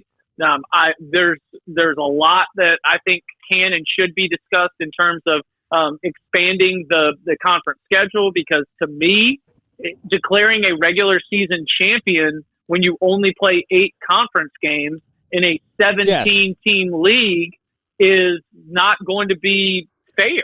I mean, it's just not. You cannot say that an 8-game schedule is a proper representation of strength across the conference. And so you'll have situations like an SMU where, guess what? They didn't play any of the good teams. They finished 8-0, and now they're going to get their way in, while Clemson and Miami had to play more difficult games. I don't think that necessarily would be something that, even internally in the ACC, I don't know if I was a sitting athletic director, I don't know if I would support that, because of just sort of the roundabout way that would be, trying to get there. Again, the optics are bad. It makes you look like it's a total gimmick. Now, here's one element of his plan. Not this one. This one I think is ridiculous. And I mean, I keep saying this. I shouldn't have to preface it. I love Jim Phillips. I think he is as good a human being as there is in intercollegiate athletics. I'm not even sure. Like, we're going to talk to Bubba Cunningham at the end of the week on Friday. I think Bubba Cunningham and Jim Phillips are in a class by themselves in terms of people that I deal with. I mean, they're just great people. Jim, man, this is a crazy idea. But he did think he did kind of opine about maybe creating a semifinal on the last weekend of the season. And I've thought about this a long time. There was a time where I thought the ACC was going to end up at 16 teams. This goes back 5, 6, 7 years, whatever it was. And I thought, man, if you had four-team divisions, you can simply have your 4 division winners pair off in semifinals and have them advance to your championship game. But right now, you could take your 4 best teams, 1, 2, 3, and 4, and have them play on the last weekend of the season and advance, and the winners advance to the championship game. You can take your last weekend of conference play and have your teams pair up accordingly to create good matchups and have the semifinals. I mean, that would be good TV. But, I mean, are these additional games? No. These are the last regular season games. I know. So I know. I'm coming out of this playoff where I just watched, bodies dropping left and right. No, I'm not adding games. I am not adding games at all. It's the same. Just the last regular season game just happens to be a to be announced. We don't know who the opponent is yet. So if Carolina was going to, on Thanksgiving weekend, not that Carolina, although maybe Carolina will be in the top 4 with Bill Belichick. If Carolina was going to play, normally would play State in the last weekend of the season. No, you'd play State the weekend before. You'd get that rivalry game out the weekend before. And then on Thanksgiving weekend, we don't know. Carolina finished 3rd. Who finished 2nd? It was Miami, Carolina, Miami, at Miami, to see who advances to the conference championship game. I think that would be good TV. It could. It also You're might not be convinced. I'm not convinced at all. I think that it would get buried. I think that it'd be something that'd be like really creative and really fun for the fan bases involved. But I don't know that it would. I don't think that it would take precedent on rivalry weekend over rivalry. I don't know that you're going to hear Clemson, Florida State, Georgia Tech, Louisville. I don't know if you're going to hear from all those schools that they'd be interested in freeing up that weekend where on one hand, that you've got a guaranteed rivalry game. On the other hand, you might not make the top 4 and you're stuck playing Stanford. I wonder whether you would be able to get everyone to buy in on being able to give that up. And so that's where it's, I get it. Like, I think that it'd create a more fair champion. Having semifinals and then a championship game is a way to address what I brought up in terms of, an 8-game schedule declaring a regular season champion. But I am skeptical. I am skeptical that the schools that have rivalry games built into their calendar for their fan bases, and that even your media rights partner would be interested in losing. Like all those ACC, SEC matchups hold key spots on the television calendar. To know that you are going to lose those and then not have the guaranteed matchups, knowing what they're going to be because you're waiting for the standings. I am skeptical of whether that one would catch. All right. It merits fleshing out. All right. Give me a Bill Belichick update, Chip Patterson, CBSSports.com. First time I've mentioned the Cover 3 podcast. I can't believe it. Give me a Bill Belichick update. From what I hear, everything's kind of been very under the radar. I don't think they're going anywhere. I think Michael Lombardi is, very present on social media, television, as Bill Belichick is on TV, about Carolina, at least this year. How have they done in the portal? Josh McDaniel, by the way, just agreed to be the offensive coordinator at the New England Patriots, which I believe they're going to just name the position after him at this point. What are your thoughts on where we are? I might have mentioned this to you last week. I can't remember, but they are committed. And I don't say that slyly, or I don't say that in the way that it's sometimes mentioned, but I do think that they are putting together a coaching staff that is not loaded up with guys that were at the top of the 24/7 Sports Recruiter ranking.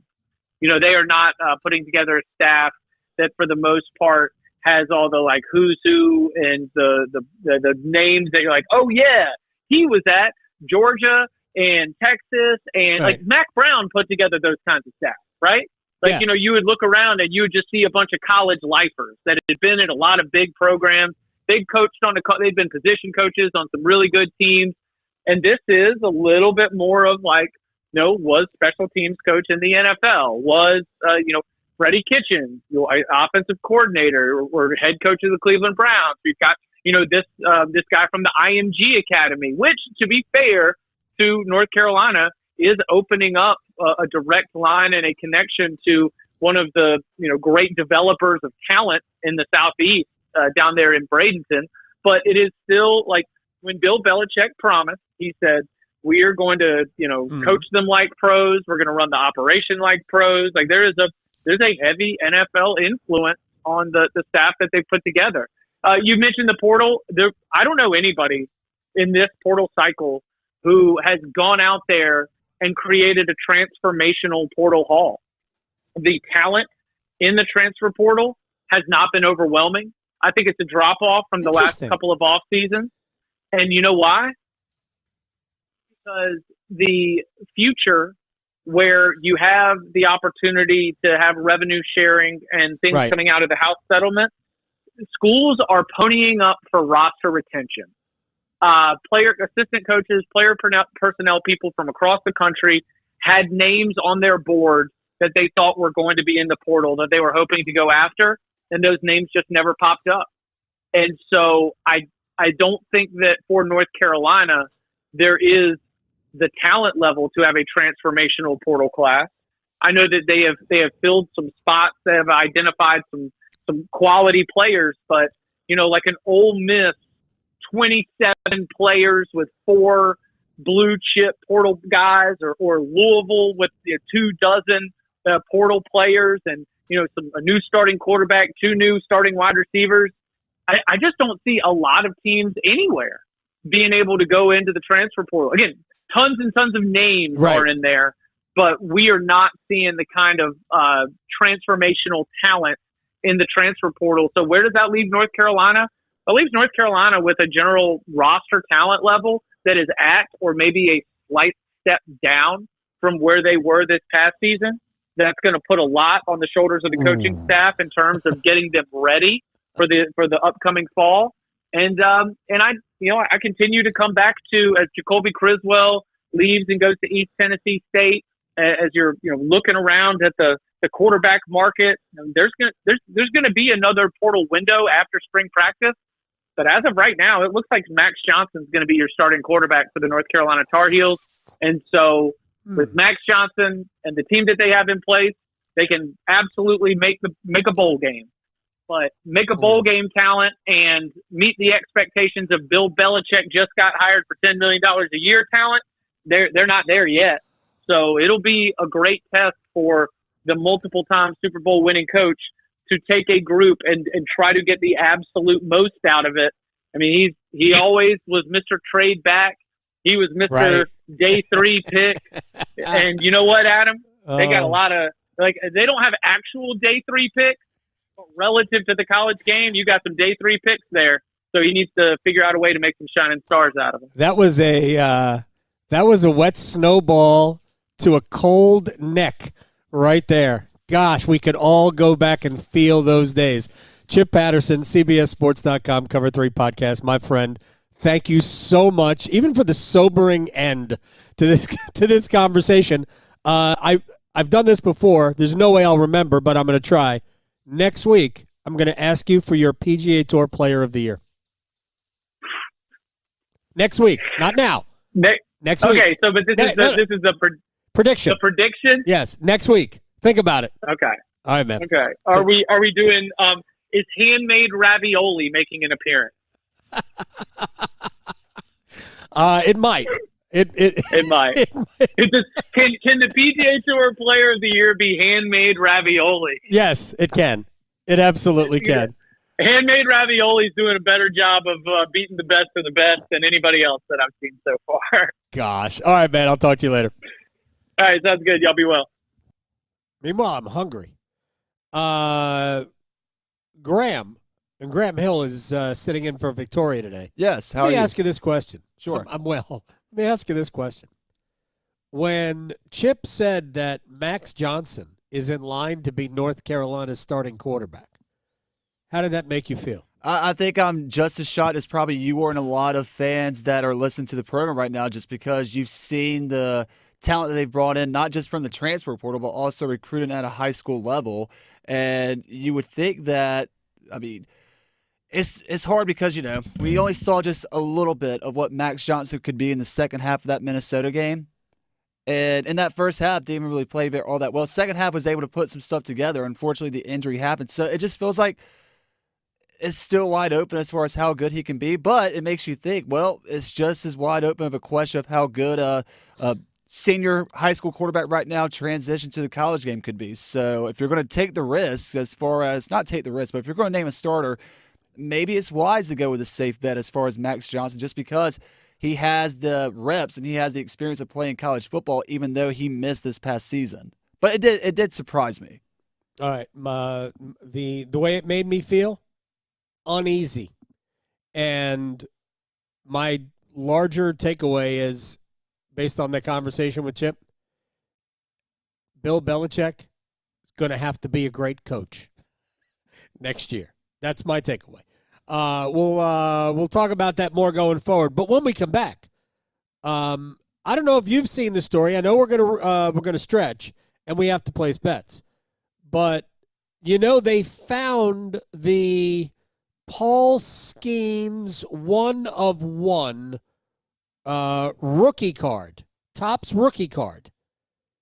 Have you heard about this story, Graham? Yes, I was aware of it. Paul mentioned it a while back ago on Next Up, the morning program, which you hear from 9 to 10. Long time ago. Right. And it was like a modern day treasure hunt as far as how rare and how valuable of a card this is. What's the value of it? Do we know the dollar sign? The value will be determined by what somebody is willing to pay for. Okay. But here's the deal. At that point, when we first heard this story, and this is like 3 months ago, they hadn't found it yet. Well, the card was found. 11-year-old kid in California found it. Nice. We'll tell you what the Pirates are offering. And it's not just the Pirates, by the way. And what the value of the card is estimated on the open market. Next. Going beyond the box scores. Adam Gold on the North Carolina Sports Network. It's that time of year to come see me. Don't let COVID-19 and the flu stop you. So make sure you don't have to cancel on those you love the most. By getting your flu and COVID vaccines. They're safe and effective. Both flu and COVID vaccines have been updated to fight against new virus strains. So make sure you don't miss that family gathering and protect those around you. Ask your healthcare provider about updated flu and COVID-19 shots. Get protected this season with updated COVID-19 and flu shots. Visit myspot.nc.gov and find yours today. As fall championships begin, the Governor's Highway Safety Program would like to remind you to buckle your seatbelt when traveling home from today's events. Whether you're driving out of town or across town this holiday season, wearing a seatbelt is your best defense against injury or death in a crash. During the busiest time of travel, prioritize your safety and buckle up. Every seat, every time. And remember, click it or ticket. It's the law. This message brought to you by the North Carolina High School Athletic Association and the Governor's Highway Safety Program. It's okay not to be okay. Feelings of loneliness, anger, and worry are completely normal, and you're not alone. If you need help coping, call, text, or chat the free 988 Suicide and Crisis Lifeline. Someone is always there to talk, day or night. Together, we will find the care that works for you. Just call, text, or chat 988 anytime to talk to a trained counselor who will listen, provide support, and connect you to other resources that can help. Let's get through it together. Brought to you by the North Carolina Department of Health and Human Services. Did you know that since you have public power, your electricity is operated and controlled by people in your community, not by a for-profit, investor-owned company? These local folks are directly accountable to you. They don't answer to shareholders. They make decisions for the good of your community. What's more, your public power provider invests in your community, providing jobs and supporting your local economy. Local people working together to meet local needs. That's public power. Learn more at electricities.com. The North Carolina Department of Health and Human Services is looking for people aged 21 or older to volunteer in long-term care facilities. Community Advisory Committee volunteers help residents and their families advocate for the needs of individuals living in long-term care facilities, such as nursing homes, assisted living facilities, and family care homes. Volunteers must complete orientation and training to become designated and certified representatives of the Long-Term Care Ombudsman Program. Visit ncdhhs.gov/aging to find your county's ombudsman. There is nothing quite like the NFL playoffs, one big game after another, and right now, FanDuel has decided that big games deserve bigger payouts. Adam Gold from my friends at FanDuel, and this is why they're the number one sports book in America, and they're giving customers a same-game parlay profit boost every game day during the NFL playoffs. Doesn't matter if you're new to FanDuel or not. If you already have an account, you win too. You'll score a bigger payout if your single-game parlay hits. Don't watch on the sidelines. FanDuel.com/AGS. FanDuel.com/AGS. The FanDuel same-game parlay profit boost during the NFL playoffs. Let's play. 21 and over and present in North Carolina. Opt-in required. Minimum 3-leg parlay required. Bonuses issued as non-withdrawable profit boost tokens. Restrictions apply, including any token expiration and maximum wager amount. See terms at sportsbook.fanduel.com. Gambling problem? Call 877-718-5543 or visit morethanagame.nc.gov. If you recently lost health coverage due to a life change, healthcare.gov is here for you. Like it was there for Marcus when he lost his job, and Keisha when she turned 26 and lost her parents' insurance, and Elena when she went off Medicaid. There are many other ways to qualify. Visit healthcare.gov today to see if you're eligible to enroll. Limited time to enroll. Paid for by the U.S. Department of Health and Human Services. This is Adam Gold. Home runs are homers, not dingers, not jacks, not bombs. Can I use tater? No. Can we say go in yard? Oh, yes. Right? If we can't exaggerate, if we can't use colorful, flowery metaphors and descriptions, why are we here? The Adam Gold Show.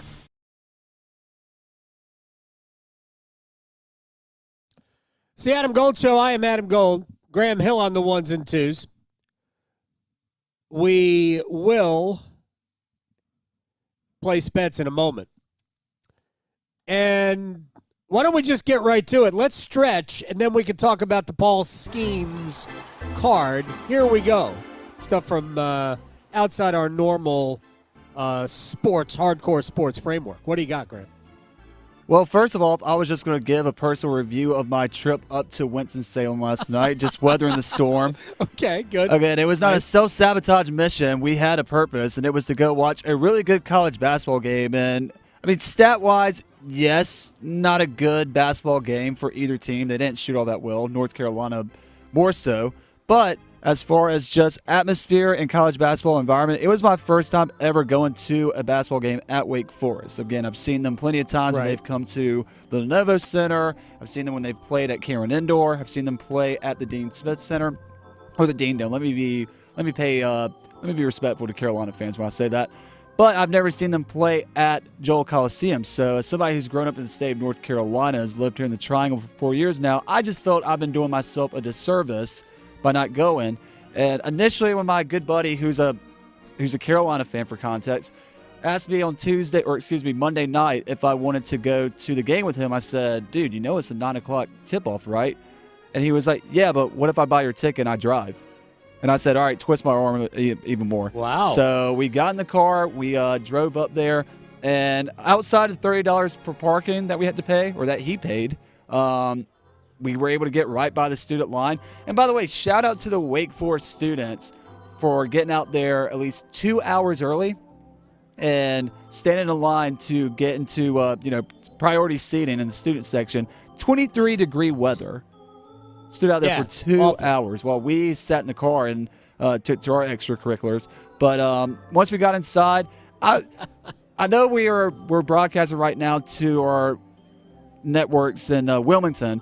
I want to make this comparison. Joel Coliseum reminded me a lot of the Trask as far as it's not a small venue, but it's very personal. It's very up close. Like the crowd is right there on the court. Quaint. And the lighting was super cool, how it's kind of like a gold feature. I don't know if you notice it on television, but once you're inside, it's like a gold lighting that really makes the court stand out. And then also was able to get my picture with the Demon Deacon, saw him ride out on the motorcycle. I didn't know he did it for basketball too. Nice.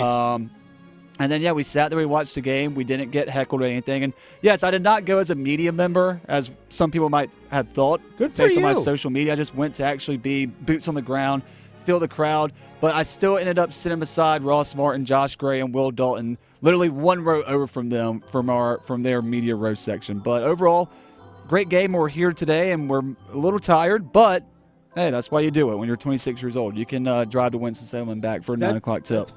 That's very cool. Appreciate you flexing on your age. Excellent.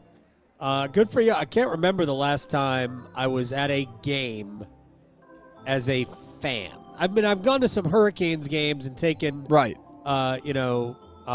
boys and their friends to some games, but usually like at the time I was going back upstairs to do a video or still covering the locker rooms after, so it's a little bit different. It's been a minute since I've been to a game as a fan. Yeah, I always try to go to one game for each Triangle team for football and basketball season. I always try to go at least once as a fan, just because it's a different perspective from sitting up in press row or in the press box where you have to be all high and tight, top buttoned, make sure it's up.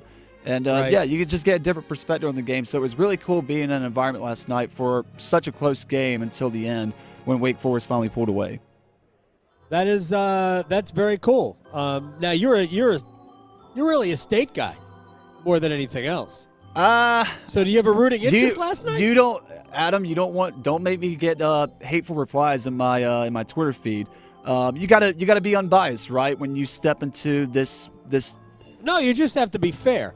Yes. Okay. You don't have to be unbiased. My dad. That is a fallacy. My dad. You just have to be fair. I'm not going to go out there and I'm not going to go as far to say that I'm an NC State guy just because my girlfriend graduated from ECU, so that might be a conflict of interest right there, especially after how the bowl game went. But my dad did graduate from NC State, 1984 grad. If you go watch Pack Therapy from last year, we actually did an episode together where he talked about being on campus as a student when they won the national championship. I hope popular episode. Hope he holds on to that memory. But I would just say that, let's just say it like this. Growing up, watching more NC State athletic events and having a dad that experienced the highs, like the highs of highs, let's just say I grew up with low expectations for a lot of football and basketball games. But that's besides the point. All right. Now, the baseball card conversation, we're going to have to do that on the other side of the break. Because sorry, I want to stop yapping. No. I led you into it. So let's place bets instead. Place your bets. Do you? I bet you slice into the woods $100. Gambling is illegal at Bushwood, sir, and I never slide. Okay, you can owe me. I owe you nothing. All right. I'm trying to think if I won any bets yesterday. I thought the Hurricanes would win, but I also thought it would go overtime. So that didn't happen. So I didn't win the bet. Oh, well. Happens. And I got one of my two other hockey games right. Let's just move on. What do you got today, Graham Hill? I'm going to go to the ice first, and I'm going to go with the Florida Panthers at the Los Angeles Kings. Give me Sam Bennett over 2.5 shots on goal, plus 126. For Bennett, this is hit in 4 of the Panthers' last 4 games, so we're going to go with Sam Bennett plus money to start off with. Yeah, did he just break a 20-game goal-scoring drought, or is he on a 20-game goal-scoring drought? I am not sure. I wish I knew one or the other before I placed that bet. Hopefully he just, for all sakes and purposes for my bet, hopefully he just broke it. Well, I mean, if he's been shooting, it doesn't really matter. All right, we're going to go to the ice as well. New Jersey, a little bit of a struggle bus. I think 2-5-3 in their last 10. Bruins are at the Rock. Give me the Bruins outright on the money line, plus 172 to win at New Jersey. I'm going to go NBA real quick. Boston Celtics versus LA Clippers. Give me Derek White under 2.5 three-pointers made, plus 104. Has hit in 6 of the Celtics' last 7 games. All right, I'll give you some more background on this coming up in a second. Champions League, match day 7, PSG hosting Manchester City. Give me PSG plus 150 to win.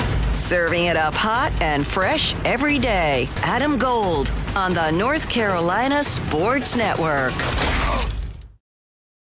Hey, it's Adam Gold from my friends at FanDuel, America's #1 sportsbook. Is there a better time than the NFL playoffs? Well, FanDuel certainly doesn't think so. And right now, as an incentive to new customers, bet $5, win that $5 bet, and get $300 in bonus bets that you could use to make bank, pay off the mortgage, set up your kids for college. Honestly, it's just fun. FanDuel is America's #1 sportsbook because it makes the NFL playoffs just that much better. Washington, Philly, Buffalo, Kansas City, great weekend. FanDuel.com/AdamGold, FanDuel.com/AdamGold. FanDuel, an official sportsbook partner of the NFL. 21 and over and present in North Carolina. First online real money wager only. $5 first deposit required. Bonuses issued as non-withdrawable bonus bets, which expire 7 days after receipt. Restrictions apply. See terms at sportsbook.fanduel.com. Gambling problem? Call 877-718-5543 or visit morethanagame.nc.gov. If you needed one more reason to choose Diamonds Direct over any other jeweler, get this. Diamonds Direct maintains involvement in the entire diamond process and handpicks the best just for you. You see, any jeweler can claim to be a direct importer or have so-called partnerships overseas, but Diamonds Direct has special access that others simply don't have. Nobody can get closer to the source than Diamonds Direct. Indeed, Diamonds Direct is recognized in the industry as a world diamond powerhouse with unrivaled buying power and decades of inside connections that go back to their roots as actual diamond cutters. Bottom line, Diamonds Direct is without question the jeweler here that can truly offer the absolute best value. Make no mistake, Diamonds Direct refuses to be undersold on GIA certified diamonds. And we challenge you, let us prove it. Diamonds Direct, your source for the ultimate diamond value. Official jeweler of the Carolina Hurricanes and proud sponsor of NC State Athletics. And proud to call the Triangle home. Diamonds Direct, your love, our passion. Don't go through another year with all that high interest debt. Let Loan Pronto wipe it all out now. Hey, it's Dennis Cox. Loan Pronto's Rapid Equity Loan makes it easy to pay off all your credit cards or tackle that 2025 home improvement project. Get cash in your pocket fast. No appraisals, no paperwork, no waiting. Loan Pronto's AI-driven tech gets you approved and funded in as little as 1 day. One client got $150,000 approved in under 24 hours. Paid off all their credit cards, 2 cars, and a personal loan, saving over $1,500 per month. With low fixed rates and lightning fast transfers, you can do it too. Consolidate debt, improve your home, take control of your finances. Imagine being credit card debt-free by this time next week. Don't wait. Call Loan Pronto now, 919-381-1760, or visit loanpronto.com. Get a free rate quote with no hard credit pull, 919-381-1760, loanpronto.com. Equal housing lender, NMLS 1661781, subject to lender approval, NMLSconsumeraccess.org. Hello, I'm John Heister for John Heister Chevrolet in Fuquay Varina. And you know, people are asking us, how are you selling so many cars all of a sudden? Well, did you know that the Beltline has opened up the outer loop?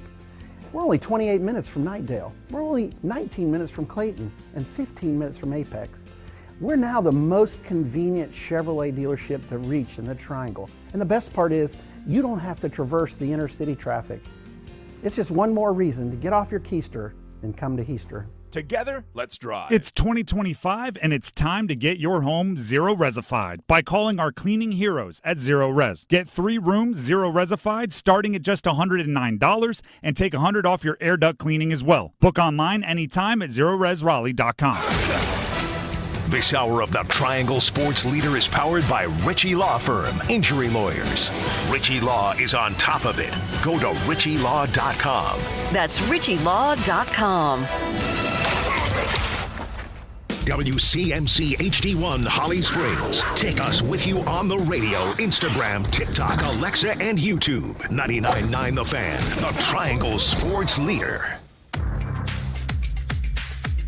This is the Adam Gold Show on the North Carolina Sports Network. Ultimately, I don't know why college football didn't go to Roger Goodell and say, listen, Roger, we work with you. We bend over. We've given you Thursday night. We've given you Black Friday. Is it possible that on Saturday you could start one of your games at 1 o'clock, have the next game at 4:30, and we would be able to start at 8:30? I don't think that's really asking Goodell all that much on a Saturday of Wild Card weekend. But to me, that's where it was lost. Oh, Paul Feinbaum complaining about the National Football League infringing on college football. I understand. I don't think necessarily Paul is wrong. LeBron James has lashed out at the NFL for Christmas Day. The NFL ain't here to make friends. They don't care that you used to have that night as your own. The National Football League is out here to dominate everything. They're out here to make all the money. Everybody else is going to get table scraps. That's just the reality, whether we like it or not, whether it's fair or not. But until further notice, it was down from last year. 77 of the top 100 rated television, we'll just call it a show because a lot of these are games. From last year, 77 of the top 100 were NFL games. That's amazing. It's a lot of football. But it's what everybody wants. Every single week. Every week, NFL wins the week. All right. I'm Adam Gold. That's Graham Hill. Normally we do Wall of Sound here, and we are going to get to a Wall of Sound. But two things. One, a little carryover from Place Your Bets. For people who do care, and I think there are a fair amount of people who follow European soccer. Champions League has now 8 match days, and they call it now league phase. They have revamped the whole system. But anyway, this is the 7th of 8. Two of the most storied clubs in European soccer, Paris Saint-Germain, who routinely wins the French league, and Man City, who has won the last 4 Premier Leagues, but that is about to end because they have just not had a good year. Anyway, they are meeting in Paris, and if we get a winner in this match, the loser has every chance to not qualify for the knockout round. Not even, like, it's wild that they could be out of Champions League before we even got to essentially the elimination phase. So it's a very, very big match between two storied European clubs. I think PSG will win at home, but anything could happen there. I don't think it'll be a draw. A draw doesn't really help anybody. Somebody's going to have to win that. All right, now the Paul Skeens baseball card. So it's a rookie card, and it is also autographed, which makes the value obviously go way higher. There's only one. It is a rookie debut patch autograph card, and it was pulled by an 11-year-old collector. I don't even know if you could be a collector at 11 years old, but that's what he's called. 11-year-old kid in California. So here's what the Pirates are offering for it. Okay? Graham, you have to decide whether or not this sounds good to you. Okay. All right. Here's the Pirates offer. 2 season tickets behind home plate for the next 30 years. All right? That's number one. 2 season tickets behind home plate for the next 30 years. A softball game for 30 at PNC Park with Pirates alumni coaching.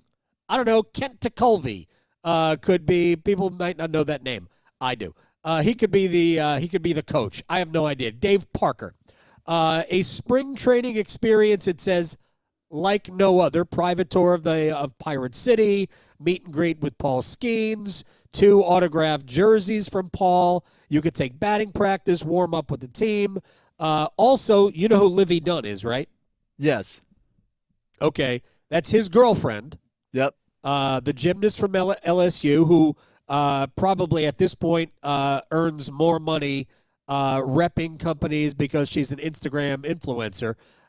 So she has offered to have you sit with her in her suite at a Pirates game. Yes. All right. Never mind. That's all I needed to hear. I'm kidding. All right. I'm joking, folks. Your girlfriend's Maybe not. listening. All right. So that's what the offer is from the Pirates and of Livy Dunn. So here's the thing. Hold on. But there's more. Before you ask me questions, I'm going to tell you now what the estimated value of the card is. Okay. Okay? $1 million. Right now, this person could sell, this 11-year-old kid could sell it for $1 million. What would you take? He's 11 years old, correct? He's 11 years old. Wow. I mean, you get the softball game with the Pirates alum as the coaches, a spring training trip. You get to meet Paul Skeens. You get to watch a game with Livy Dunn. The only conflict of interest that I see, you said he's from Los Angeles, correct? Yeah. And they're offering him season tickets behind home plate. That's a lot of traveling, but for 30 years.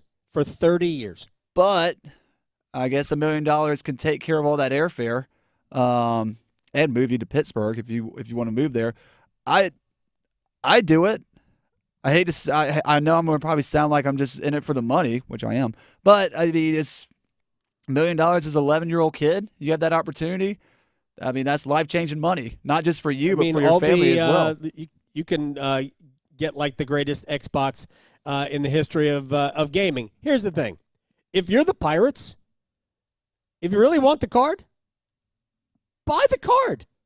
Just buy the card. Offer the kid. He's from Los Angeles. Offer the kid $1 million for the card. If that's what the going rate is, if that's what the value of the card is, just offer the kid $1 million for the card. This is the easiest thing in the history of the earth. The Pirates are trying to get away with like not paying value for the card. Yeah, right? that's First what of all, I didn't they get. want to share. They want to share the value. We want to share the card with Pirates fans. All right, over under on how many more seasons Paul Skeens pitches for the Pirates. Oh, 2.5. Fair enough. That's a great. Yep, that's a great observation. Yeah, I'd take the under. This is the biggest cheapskate joke ever that the Pirates are trying to pull off. Did he just get? No offense, Livy Dunn. I mean, an 11-year-old kid wants to watch a game. Why? Why would an 11-year-old kid want to watch a game with you? Fair enough. Did he just recently get asked about, what's his long-term plan? Has his camp been talking with the front office about long-term plans with the Pirates organization? He said straight up, they haven't told me anything. We haven't heard anything. It was like the most Pirates thing ever. Well, I mean, they could do all they want. He's still not going to be there because at some point, this is what the Pirates do. At some point, they are going to trade Paul Skeens for a boatload of prospects because this is what they do. There are teams in Major League Baseball, in fact, in all sports, but in Major League Baseball, that are simply not interested at all in doing the heavy lifting of trying to win. And an organization like the Pirates, all they want to do is make money. They don't care about winning. They don't care about their fans. So, I have way more respect for organizations like the Royals, like the Rays, the Twins, who are going through an ownership change right now. We're going to talk to John Manuel in a few minutes. We might not do any wall sound. But, those organizations, I think, are trying to win. The Pirates are not. They have no interest. They will not keep Paul Skeens as soon as his value is at its highest. And hopefully before he has Tommy John. Because velocity is the number one cause of Tommy John surgery, of having a torn elbow ligament. But as soon as his value is at its highest, they are going to trade him, and they are going to get a ton for him. So if, we want to share this with Pirates fans. A kid in Los Angeles doesn't need 30 years of behind home plate Pirates tickets. They just don't. Pay the kid $1 million for the card. That's it. And then you can sell the card in 2 years for $2 million and turn a profit, since that's all you care about. There you go. There's my rant on the Pirates, and we're out of time for the wall of sound. Oh, well. But you know what? We have time for one wall of sound. So if you are in Dallas and, we have a large Mexican, Hispanic population in the city of Dallas, and you're a big Stars fan, but maybe English isn't your thing. You can listen to Stars games in Spanish. Well, last night, Jesperi Kotkaniemi scored twice. Here's the first goal as it sounded en español. Vas a hacer prácticamente un ajedrez sobre hielo, Cole. Sí, ha sido un periodo bien cerrado, ¿verdad? El dominio, el control que tuvo en el primer periodo Carolina no lo hemos visto tanto en este segundo periodo. Ahí está uno. El disparo y ahí está. ¡Gol! ¡Gol, Cariani! ¡Gol!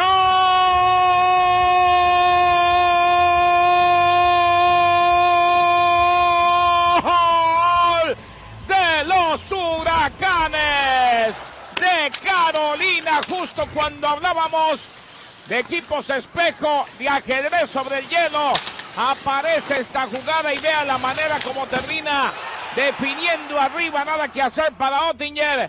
Espectacular con Kariemi, 1-0. Y lo que pasó, Kenny, fue que Carolina ganó el careo. Ganó el careo primero y eso comenzó toda la jugada. Amazing. Kotkaniemi. Just amazing. It admittedly, it sounds a little bit like Andres Cantos doing soccer, but still very, very cool. Remember the guys who used to do Panthers games in Charlotte? Yep. Oh, man. They were tremendous. All right, when we come back, Baseball's Hall of Fame welcomed Ichiro Suzuki, CC Sabathia, and Billy Wagner last night, or yesterday. It was about 5 o'clock, I think, when they announced it. No arguments with all three, except for one person who looked at Ichiro's body of work and said, I don't think so. We'll talk to John Manuel, pro scout for the Minnesota Twins, about it next. Raleigh to Boone, Charlotte to Chapel Hill. Your Carolina is covered. Adam Gold on the North Carolina Sports Network. Listen every afternoon for The Drive with Tim Donnelly. It's 2025 and everybody's looking for a fresh start with their resolutions. Every team, player, coach, they've got something on a wish list. The Canes, I think they could use a little bit more toughness. The Panthers, clarity on Bryce Young. Is he the guy? Is he not? And every college basketball team wants to be hitting their stride as they hit the ACC schedule. The Drive with Tim Donnelly, 3 to 6 on 99.9 The Fan. Hey, it's Adam Gold from my friend Gordon Miller. Miller Lending, Kildare Farm Road in Cary, and I actually haven't heard from Gordon for a couple of days. I do think there is a little bit of a mourning going on because, Detroit, their season's over. So here's what we're going to do. We're going to make Gordon feel better. I know I said this yesterday.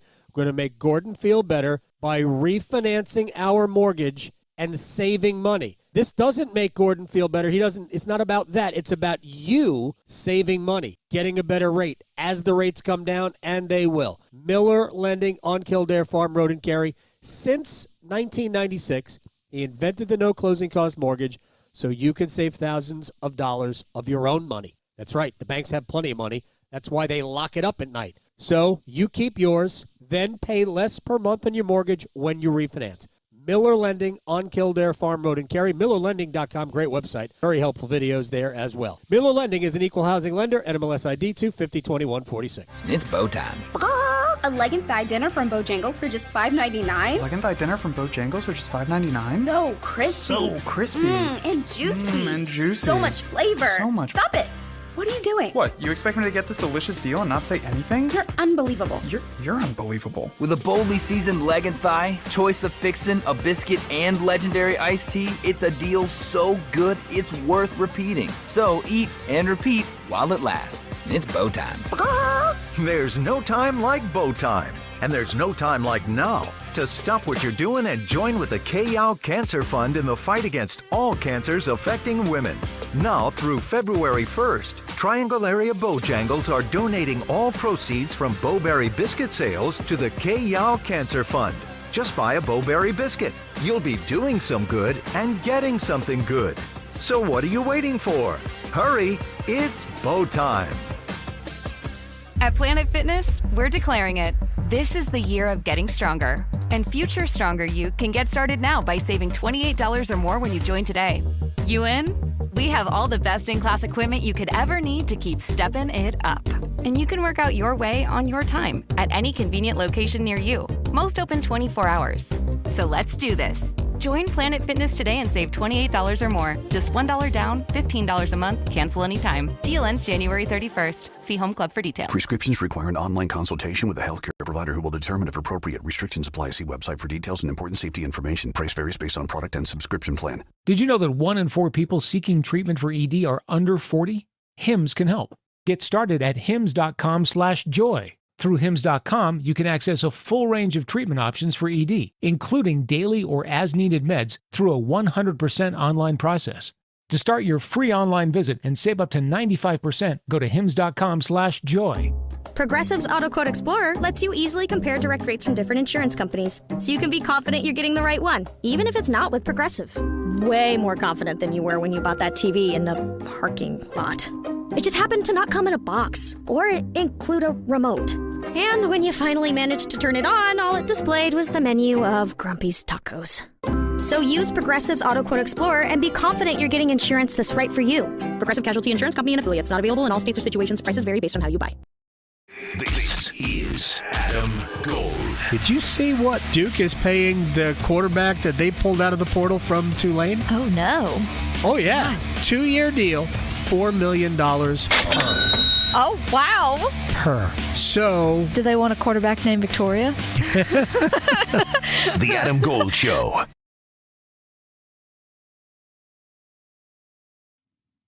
It's the Adam Gold Show. I am Adam Gold. Baseball's Hall of Fame elected, at least the writers did, 3 members, new members. The voting was announced yesterday. They will be inducted into the summer in Cooperstown. There's actually more than just those 3, CC Sabathia, Billy Wagner, and Ichiro Suzuki, as Dick Allen and Dave Parker both got in, voted by the Classic Baseball Era Committee, which is like the ultimate safety net. I'm actually a fan of both of those players getting in the Hall of Fame as well. We'll find out. I don't know if we can get to all these players. John Manuel, my friend, Pro Scout Minnesota Twins, is joining us here on the Adam Gold Show. Is that cool? I just told everybody that you work for the Twins. Is that all right?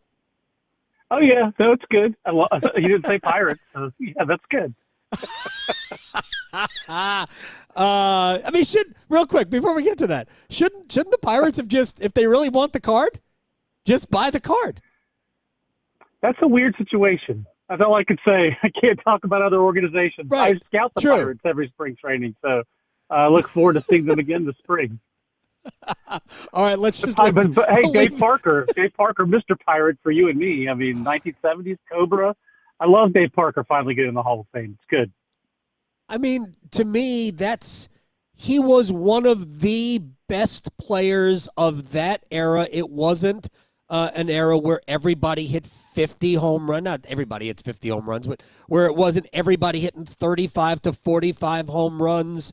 I mean, this guy, look, he stole. My favorite player as a kid growing up was Lee Mazzilli of the Mets. He stole Lee Mazzilli's All-Star Game MVP because he threw 2 guys out at the plate. I mean, Lee Mazzilli hit the game-tying, right? He hit the game-tying home run off of Jim Kern. Oh, yeah. I was a Maz guy. Oh, my gosh, the kid from Brooklyn. He was amazing. I was a Jim Kern guy because Jim Kern looked so ugly in all his baseball cards, bringing it back to baseball cards. But this, I loved Jim Rice growing up, and Jim Rice and Dave Parker to me were very similar players. And Jim Rice, one thing about playing for the Pirates versus playing for a bigger name organization is that the Red Sox put the full weight of the Boston media and the Boston Red Sox organization behind getting Jim Rice into the Hall of Fame, and he got in his last year of eligibility, which back then was 15 years. Dave Parker had a falling out in Pittsburgh. There was a cocaine trial. He wound up in Cincinnati, reinventing himself in Cincinnati. He was on the McGuire-Canseco Athletics late in his career. He played for the Brewers and the Angels. So, and I think you see some similarities. I think this happens a lot in Hall of Fame voting. The guys who play with one team, those teams get behind those players. You know, the Mariners pushed Ichiro. They didn't have to push him. I think the fact that Sabathia was left Cleveland like on kind of good terms. Same thing, like Milwaukee had him for a hot minute, but boy, the Brewers love him for what he did. And then the Yankees, he had a lot of organizations pushing him. I think players who bounce around, they don't get that same benefit. They don't get that same push a lot of time in the voting. I think it hurts some of these players, like a Bob Abreu. I think it hurts him that nobody pushes him. I think it also hurts him that he wasn't good enough. That's my opinion, but right. I do think all stat, not talent player. I think there was talent there. Obviously, he's a great player, but not quite a Hall of Famer. Not quite a Hall of Fame talent. That's how I should put it. I do think that in the next year, 2 years, definitely, you'll see Carlos Beltran, who was close. He got 70% of the vote. I think you'll see him get in, and I do believe Andrew Jones, Braves. I mean, best defensive center fielder I think that has ever played, and he hit tons of home runs. I think he's going to go in. All right, let me get to this. CC Sabathia, 250 wins, Cy Young, great teammate, 3,000 strikeouts. He hits just about every one of the important numbers. Not to mention great teammate, solid human being, Hall of Famer. Billy Wagner, one of the greatest closers in the history of the game. Tons of strikeouts, didn't have a great number of innings, and the threshold for relievers is different, but I'm not going to argue about whether or not he goes in the Hall of Fame. Here's what I don't get.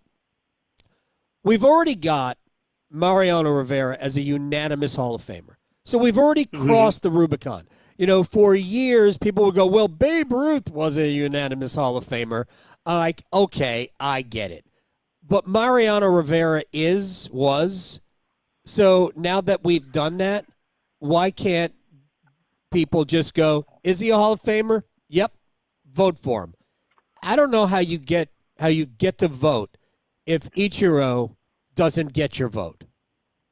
It is inexplicable to me that we haven't had a position player become unanimous. That once Rivera broke that threshold, that Jeter and Ichiro both fell one vote short. That is hard to explain. I actually argued with Buster Olney about this on Twitter today about the unanimous thing. Like, I don't understand. I don't understand why Buster gets his, it really bothers him. I see that it gets you a little bit too. I guess my critique is more of the Hall of Fame because the BBWAA, which I was briefly a member, I think I was a member for 2 years, they've tried to make that every vote is public. It's the Hall of Fame that blocked it. It's the Hall of Fame that blocked it, not the Baseball Writers Association. There's more transparency to the Baseball Hall of Fame than there are to any of the other Halls of Fame that I know of anyway. Right. Maybe it's different in hockey. I don't know. That's a black box to me. But I've been to the Hockey Hall of Fame, but I don't know their process. Great old bank building in downtown Toronto if people haven't been. But to me, the Baseball Hall of Fame is more transparent than most things. And I guess my explanation is there are 400 people on votes on this.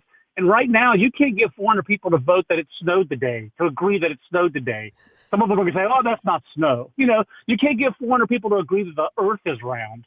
So the fact that you're trying to get 400 people to agree that a guy with a 107 OPS plus, like Ichiro had, who hit 117 home runs and was a right fielder, it doesn't make me crazy that somebody might have said, you know what, I'm not going to vote for him. I think that person's stupid and wrong, but it's just hard to get 400 people to agree to anything, So it doesn't set me off like it sets off some people from the Hall of Fame. I think it's really cool that he got 99.7% of the vote. I mean, I don't know who gets 99.7% of anything, Well, that is okay. That's kind of how I view it.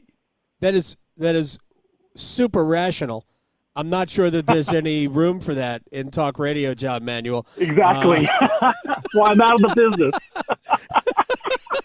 business. But, I mean, the dude came to Major League Baseball at age 27 and amassed over 3,000 hits. That is, and to me, those are the stats.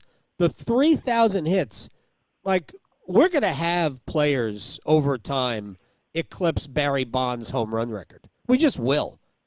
But to get 3,000 hits, the way the game is being played today, where everybody's trying to hit home runs or walk, and the strikeout is like, whatever. At least it's not a double play.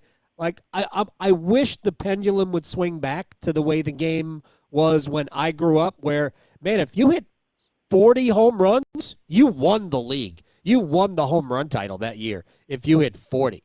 And now guys are, routinely hitting 45, 50 home runs. But that's just the way the game is taught, the way the analytics tell us. But the 3,000 hits starting at the age of 27? That is insanity to me.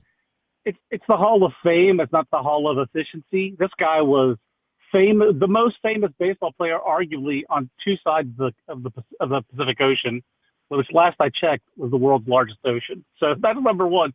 The two greatest baseball playing countries in the world are the United States and Japan, and he was among the best players in both. He's in the Japan Hall of Fame. Now he's in the National Baseball Hall of Fame in Cooperstown. The fame part and the fun part, those are the two things that I think of with Ichiro. The other thing that I think of with Ichiro is just passion. My carrying tool in life has been my passion for lots of different things. But in this job, it's been for baseball. I just love the sport. It's ridiculous. I think about it all the time. I'm obsessed. Ichiro is the same way, only with actual playing talent. He's still obsessed with the game, and I just love that about him so much. So the fact that one voter did not appreciate that is almost what I lament the most. Not that he didn't appreciate 3,000 hits, or that he or she wanted to just be a curmudgeon and not vote for someone the first time, or maybe they forgot. Maybe they were like looking for him under I instead of under S because Ichiro Suzuki, and missed him on the ballot. That's possible too. That's the thing. I read that of the 5 people who didn't vote for Tom Seaver, one just never voted for anybody first ballot. Somebody had a heart attack and didn't get their ballot on in time, and 3 people missed him on the ballot. So it's like it could just be an accident. But I do, it's the baseball writers who really push for the transparency here. So, but I think it's why people care so much about the Baseball Hall of Fame. I do love that baseball fans remain obsessed, passionate about the Hall of Fame, even with all the difficulties of the shifting standards of our game. The fact that a player like Luis Ariz, who's kind of like the modern Ichiro, at least in terms of hitting, we can't even agree how good he is. I can't talk about active players, but we can't even agree on how good a 3-time batting champion is anymore. So the game is changing, and Ichiro was a special skill set who also was a spectacular defensive player. All those things made him so fun. So if you couldn't appreciate Ichiro in his time, then you just didn't like baseball. Like the guy says to the Sacramento Kings, if you don't like that, you don't like NBA basketball. If you didn't like Ichiro, you just don't love baseball. You don't even like it. So he got the sport like very few people ever have. All right, real quick, was he unanimous in the Japanese Baseball Hall of Fame? I doubt it.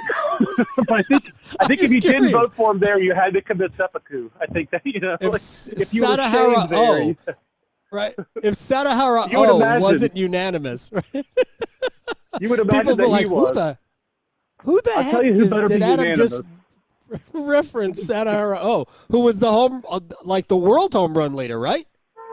He was, and my favorite reference of him is he has 868 home runs, if I remember correctly, and I usually do. Yeah. But it's at the end of Spinal Tap, where Nigel Tufnell, lead guitar player for Spinal Tap, is when they're on tour in Japan, he's wearing an O jersey, which is a chef's kiss touch at the end of a perfect movie like Spinal Tap. That is this is a great ending for a gay guest spot. It is. It's a great way to end it. And on that note, it's a walk-off. You make your last shot. It's time to walk off the court. John Manuel, at John Manuel NC on Twitter, Pro Scout Minnesota Twins. Thank you very much for the time, man. I'll talk to you again very soon. Domo arigato.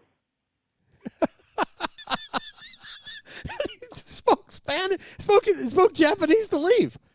Oh my gosh! All right, that was awesome. That was phenomenal. Gosh, I can't. You can hear me smile. All right, we're going to take a break. When we come back in the rewind, Chip Patterson told us something about an hour ago about the future of UNC football.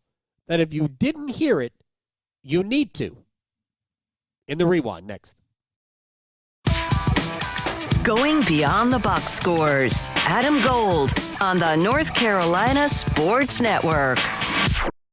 It's that time of year to come see me. Don't let COVID-19 and the flu stop you. So make sure you don't have to cancel on those you love the most. By getting your flu and COVID vaccines. They're safe and effective. Both flu and COVID vaccines have been updated to fight against new virus strains. So make sure you don't miss that family gathering and protect those around you. Ask your healthcare provider about updated flu and COVID-19 shots. Get protected this season with updated COVID-19 and flu shots. Visit myspot.nc.gov and find yours today. Did you know that since you have public power, your electricity is operated and controlled by people in your community, not by a for-profit investor-owned company? These local folks are directly accountable to you. They don't answer to shareholders. They make decisions for the good of your community. What's more, your public power provider invests in your community, providing jobs and supporting your local economy. Local people working together to meet local needs. That's public power. Learn more at electricities.com. It's okay not to be okay.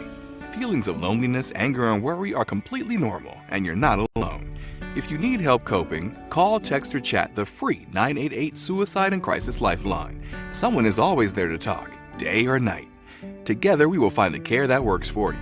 Just call, text, or chat 988 anytime to talk to a trained counselor who will listen, provide support, and connect you to other resources that can help. Let's get through it together. Brought to you by the North Carolina Department of Health and Human Services. Adam Gold here from my friends at FanDuel, America's #1 sportsbook, and throughout the entire NFL playoffs, FanDuel goes to another level. We're turning it up to an 11 because right now new customers can bet $5 and get $300 in bonus bets if you win. Makes you want to sign up now, doesn't it? $300 in bonus bets if you win your first $5 wager. The FanDuel app gives you everything you need in the palm of your hand. Plus, when you win, you get paid right away. FanDuel.com/AGS. Join today. $300 in bonus bets if you win your first $5 wager. FanDuel.com/AGS. FanDuel. 21 and over and present in North Carolina. First online real money wager only. $5 first deposit required. Bonuses issued as non-withdrawable bonus bets, which expire 7 days after receipt. Restrictions apply. See terms at sportsbook.fanduel.com. Gambling problem? Call 877-718-5543 or visit morethanagame.nc.gov. The North Carolina Department of Health and Human Services is looking for people age 21 or older to volunteer in long-term care facilities. Community Advisory Committee volunteers help residents and their families advocate for the needs of individuals living in long-term care facilities, such as nursing homes, assisted living facilities, and family care homes. Volunteers must complete orientation and training to become designated and certified representatives of the Long-Term Care Ombudsman Program. Visit ncdhhs.gov/aging to find your county's ombudsman. As fall championships begin, the Governor's Highway Safety Program would like to remind you to buckle your seatbelt when traveling home from today's events. Whether you're driving out of town or across town this holiday season, wearing a seatbelt is your best defense against injury or death in a crash. During the busiest time of travel, prioritize your safety and buckle up. Every seat, every time. And remember, click it or ticket. It's the law. This message brought to you by the North Carolina High School Athletic Association and the Governor's Highway Safety Program. If you recently lost health coverage due to a life change, healthcare.gov is here for you. Like it was there for Marcus when he lost his job, and Keisha when she turned 26 and lost her parents' insurance, and Elena when she went off Medicaid. There are many other ways to qualify. Visit healthcare.gov today to see if you're eligible to enroll. Limited time to enroll. Paid for by the U.S. Department of Health and Human Services. This is Adam Gold. 80-second mark, I scream in the booth. I screamed in the booth, why the heck is he still on the ice? Did you say it in Finnish? I should have. Yes. No, he wouldn't. He curses in English. He does. All right, 2 seconds later, he scored. Yes. And I went, oh, that's why. That's why. The Adam Gold Show.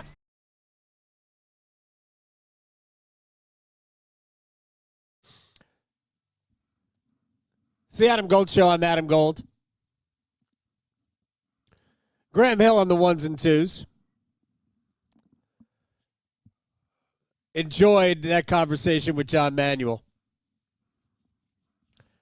Hall of Fame matters to baseball fans. I'm not saying the Hall of Fame doesn't matter to other sports fans.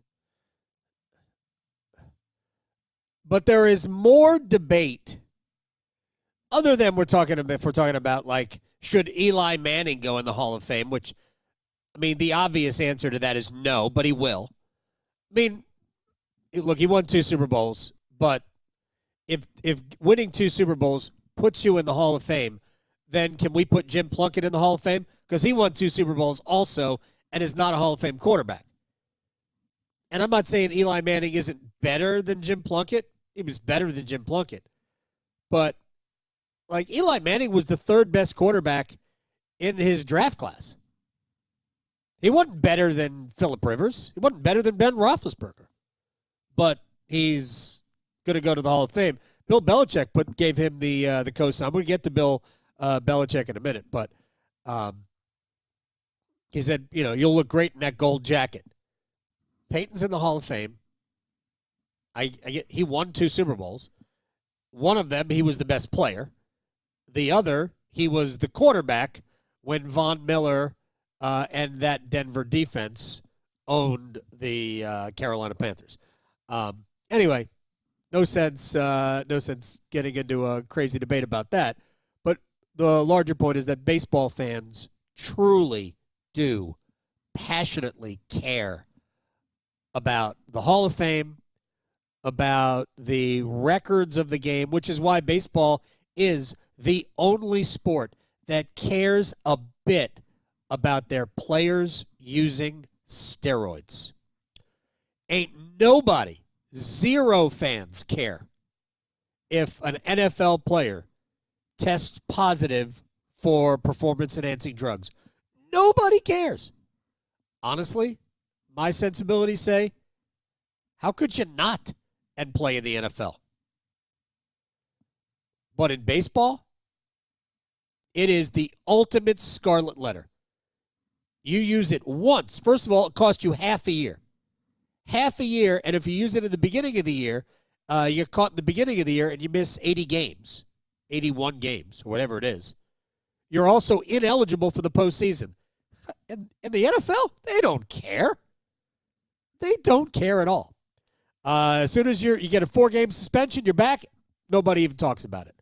But we're keeping Alex Rodriguez, Manny Ramirez, Barry Bonds, Roger Clemens, and others out of baseball's, Mark McGwire, Sammy Sosa, out of baseball's Hall of Fame because they used performance-enhancing drugs and cheated the records of the game.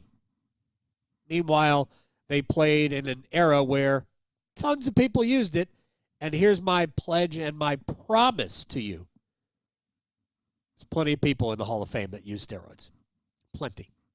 Just didn't get caught.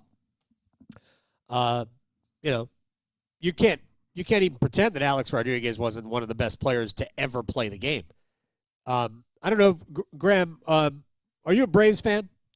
I'm currently searching for a Major League Baseball team. Paul Eihander. Oh, really? Paul Eihander assigned me earlier during the season as a Tampa Rays fan, just because the goal was to be able to go to the stadium one day to see the team play, and for unfortunate circumstances, there's no longer a Tropicana Field. So I'm a free agent once again.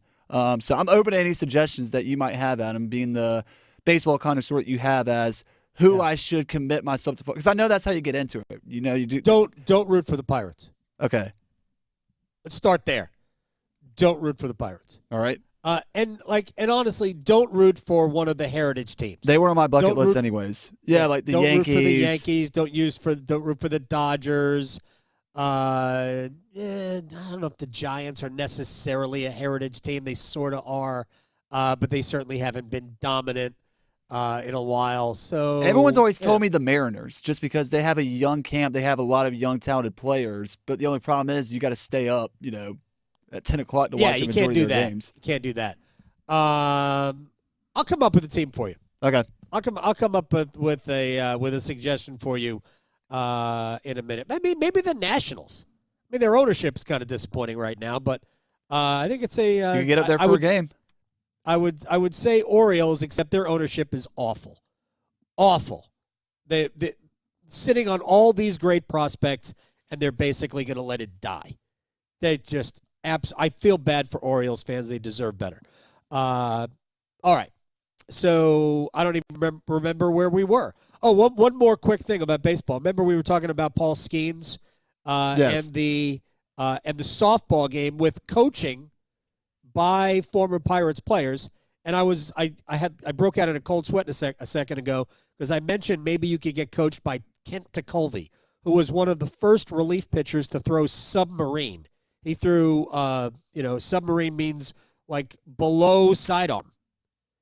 Dan Quisenberry was one of the best relievers ever in baseball, and he threw submarine. So did Kent Tekulve a little bit before Dan Quisenberry did. And I had this sinking thought a second ago that he had passed away. He's alive. So I don't know why I decided to say that, but he is fine. He is 77 years old, though. But he pitched in the 70s and early 80s. So with all of that said, this would be a good time to rewind, don't you think?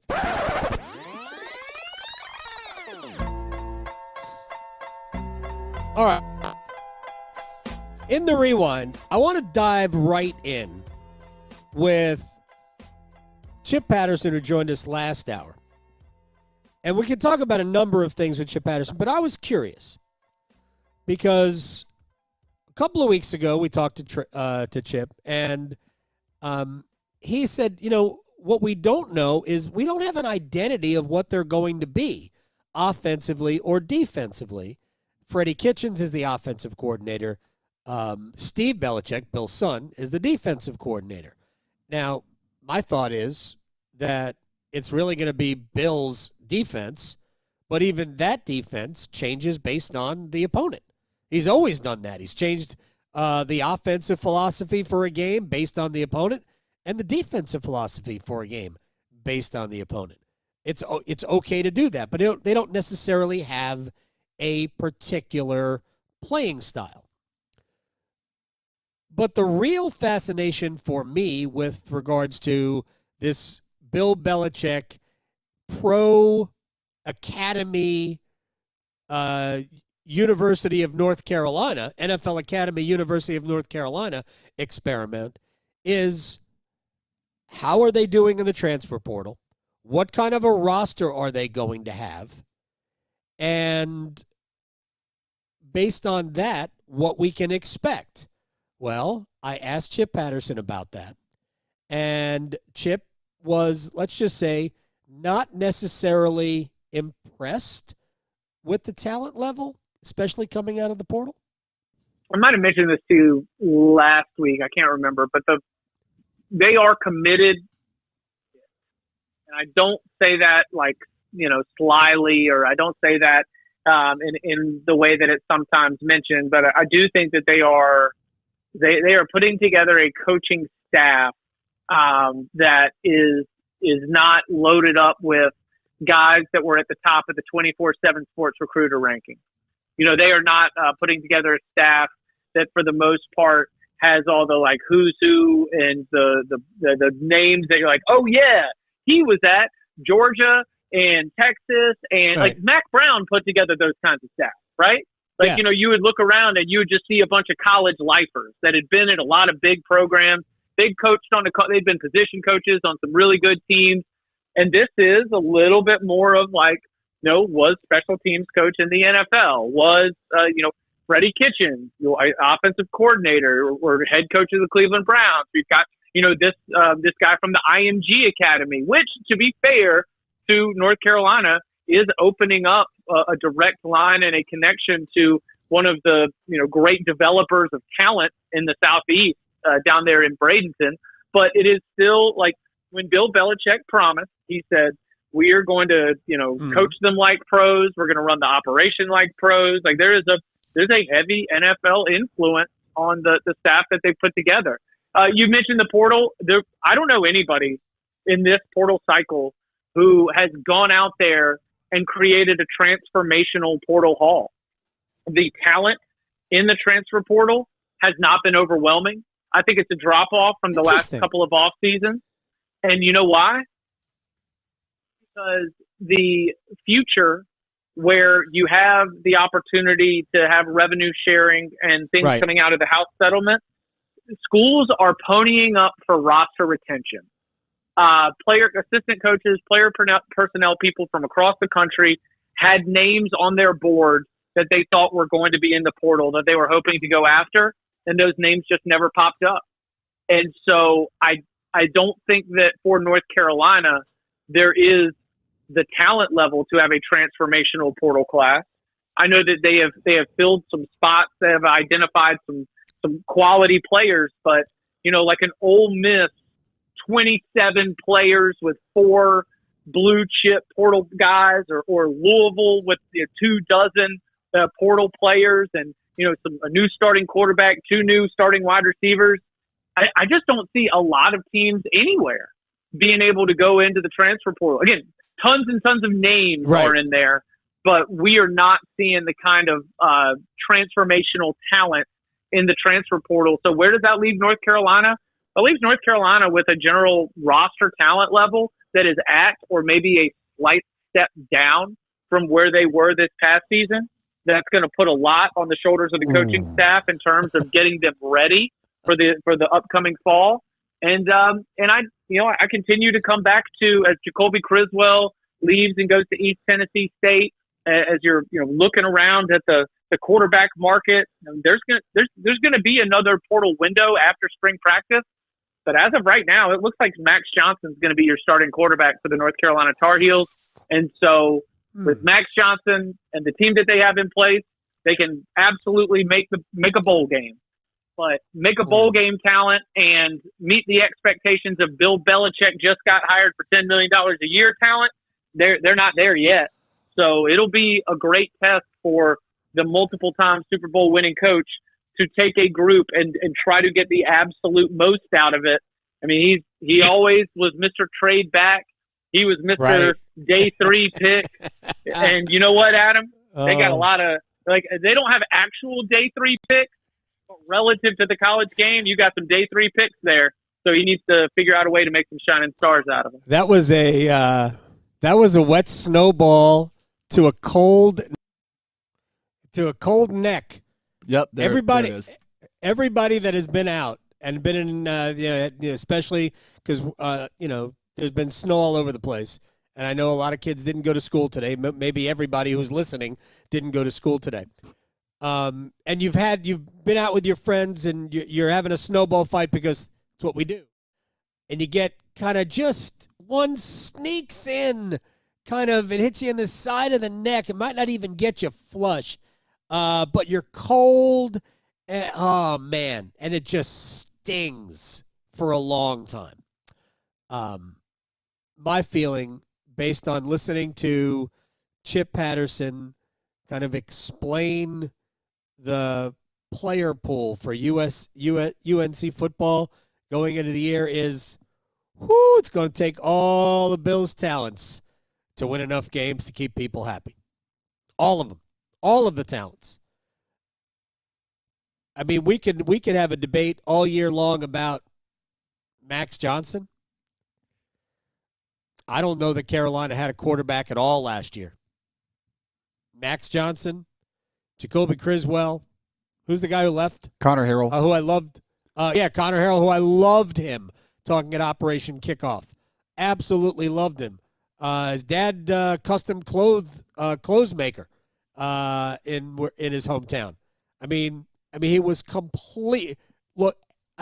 super sharp dresser. And they didn't have a quarterback last year. And if Max Johnson's the quarterback this year, I don't think they have a quarterback this year. I mean, it's really hard to. Sorry, I was just going to say, it just seems like next in line would be 4-star quarterback Bryce Baker, who they recruited from high school. Yeah, I mean, you can play. You can play quarterback in college as a freshman. Is it the ideal? No, but you can play. So, boy, I wish UNC luck this upcoming year. I said this before, and we'll continue with the rewind here in a sec. It's going to be the number one story in all of college football this year. UNC with Bill Belichick as the head coach. The number one story, regardless of how Carolina does. If they do well, everybody's going to be into it.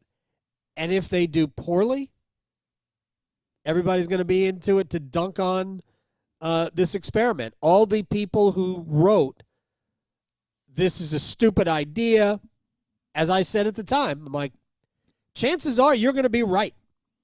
Chances are the people who were critical of this, why is he doing this? Why is UNC turning their program over to those people are more than likely going to be correct. But the truth is that we don't know. And if Belichick and UNC turn out to be right, it's going to be an absolute blast. It's going to be fun. It's going to be the number one story in college football all year long. Speaking of college basketball, as we continue in the rewind and we continue with UNC. I asked Ross Martin, Big Hitters Only podcast, 24/7 Sports, what about the additional pressure that based on 12-8, 5-3 in the ACC, what additional pressure is on Hubert Davis? It is kind of bleak right now, and I think a lot of fans are kind of worried about NIL and definitely recruiting and definitely transfer recruiting. There's talk about needing a general manager to kind of get that going. I think there's a lot of talk about the staff too. It's all UNC people. I'm not sure anyone's worried about their job security. I don't know if anybody on UNC staff is fighting for their job and working their ass off to get things done. I mean, it's all people that play at Carolina, love Carolina stuff. I think if Hubert stays, I think they need to do switch up the staff a little bit and make some moves that can bring new ideas and new ways of doing things to the staff and to Carolina basketball. I think there's a lot of issues. I think you can look at leaning on the Carolina way and how that just doesn't work anymore. And players aren't committing to Carolina because of Carolina and the impact of, I don't think Michael Jordan has as much impact on players now as he did 20 years ago. And so it's a revolutionary time for college basketball, and UNC needs to kind of make that step into the future. Those are the macro problems with UNC basketball. But they still, there was a bit there where it looked like they'd turned the corner, but 2 losses now in a row, and it looks like they're kind of reverted back to what they were in the non-conference. Not a great picture to paint about the current state of UNC basketball. I think the more difficult thing is that there have been like these wild swings, much like we talk about the Wolfpack last year, where it really wasn't going well until, Michael O'Connell hits the 3 against Virginia to force overtime, and then all of a sudden they went on this magical run. If you go back to the first year, I mean, Carolina really they weren't cooking with gas until very late in the season. They surprised everybody by winning at Cameron Indoor Stadium and ending Coach K's season, a regular season, with a loss. Then they surprised everybody again by getting to the Final Four and beating Duke there again. So that was, in many ways, their own magical run. But it's not been consistently good. And I think the bigger issue is that while they've recruited well, they haven't recruited well relative to the way that North Carolina basketball should recruit. They've got, Ian Jackson, Drake Powell, dynamite players. Dynamite. Where's the stud? Where's the guy who's going to go in the top 5 of the NBA draft? Where's that guy? Where's the Tyler Hansbrough? somebody that was on the broadcast last night with Jones, coincidentally enough. Like, you just don't have a guy that, one, can get to the free throw line, and two, you just don't have that guy that can back a dude down and then turn around, dunk it, and then let out a scream or fire the team up. I mean, Ian Jackson had that great dunk last night that got the fan base and attendance going, but after that, Carolina just started to go. He even went away. I mean, not by choice. He did not have a good game. Yeah. It's 2 games in a row where Ian Jackson has not played, not scored well, right? Because that's his role on the team is to score, and it's 2 games in a row. But even Hansbrough, while he was a great recruit, he was not one of those guys like get the one and done big man stud, get the Paulo Banchero, get the Zion Williamson, get the Cooper Flagg. You're North Carolina. You should be in the mix for a player like that. And to me, that's the bigger issue when it comes to UNC. They haven't done it that way. Graham Hill, fabulous work on the 1s and 2s. I thank you very much. I'm Adam Gold. This has been the Adam Gold Show. We'll see you tomorrow. Serving it up hot and fresh every day. Adam Gold on the North Carolina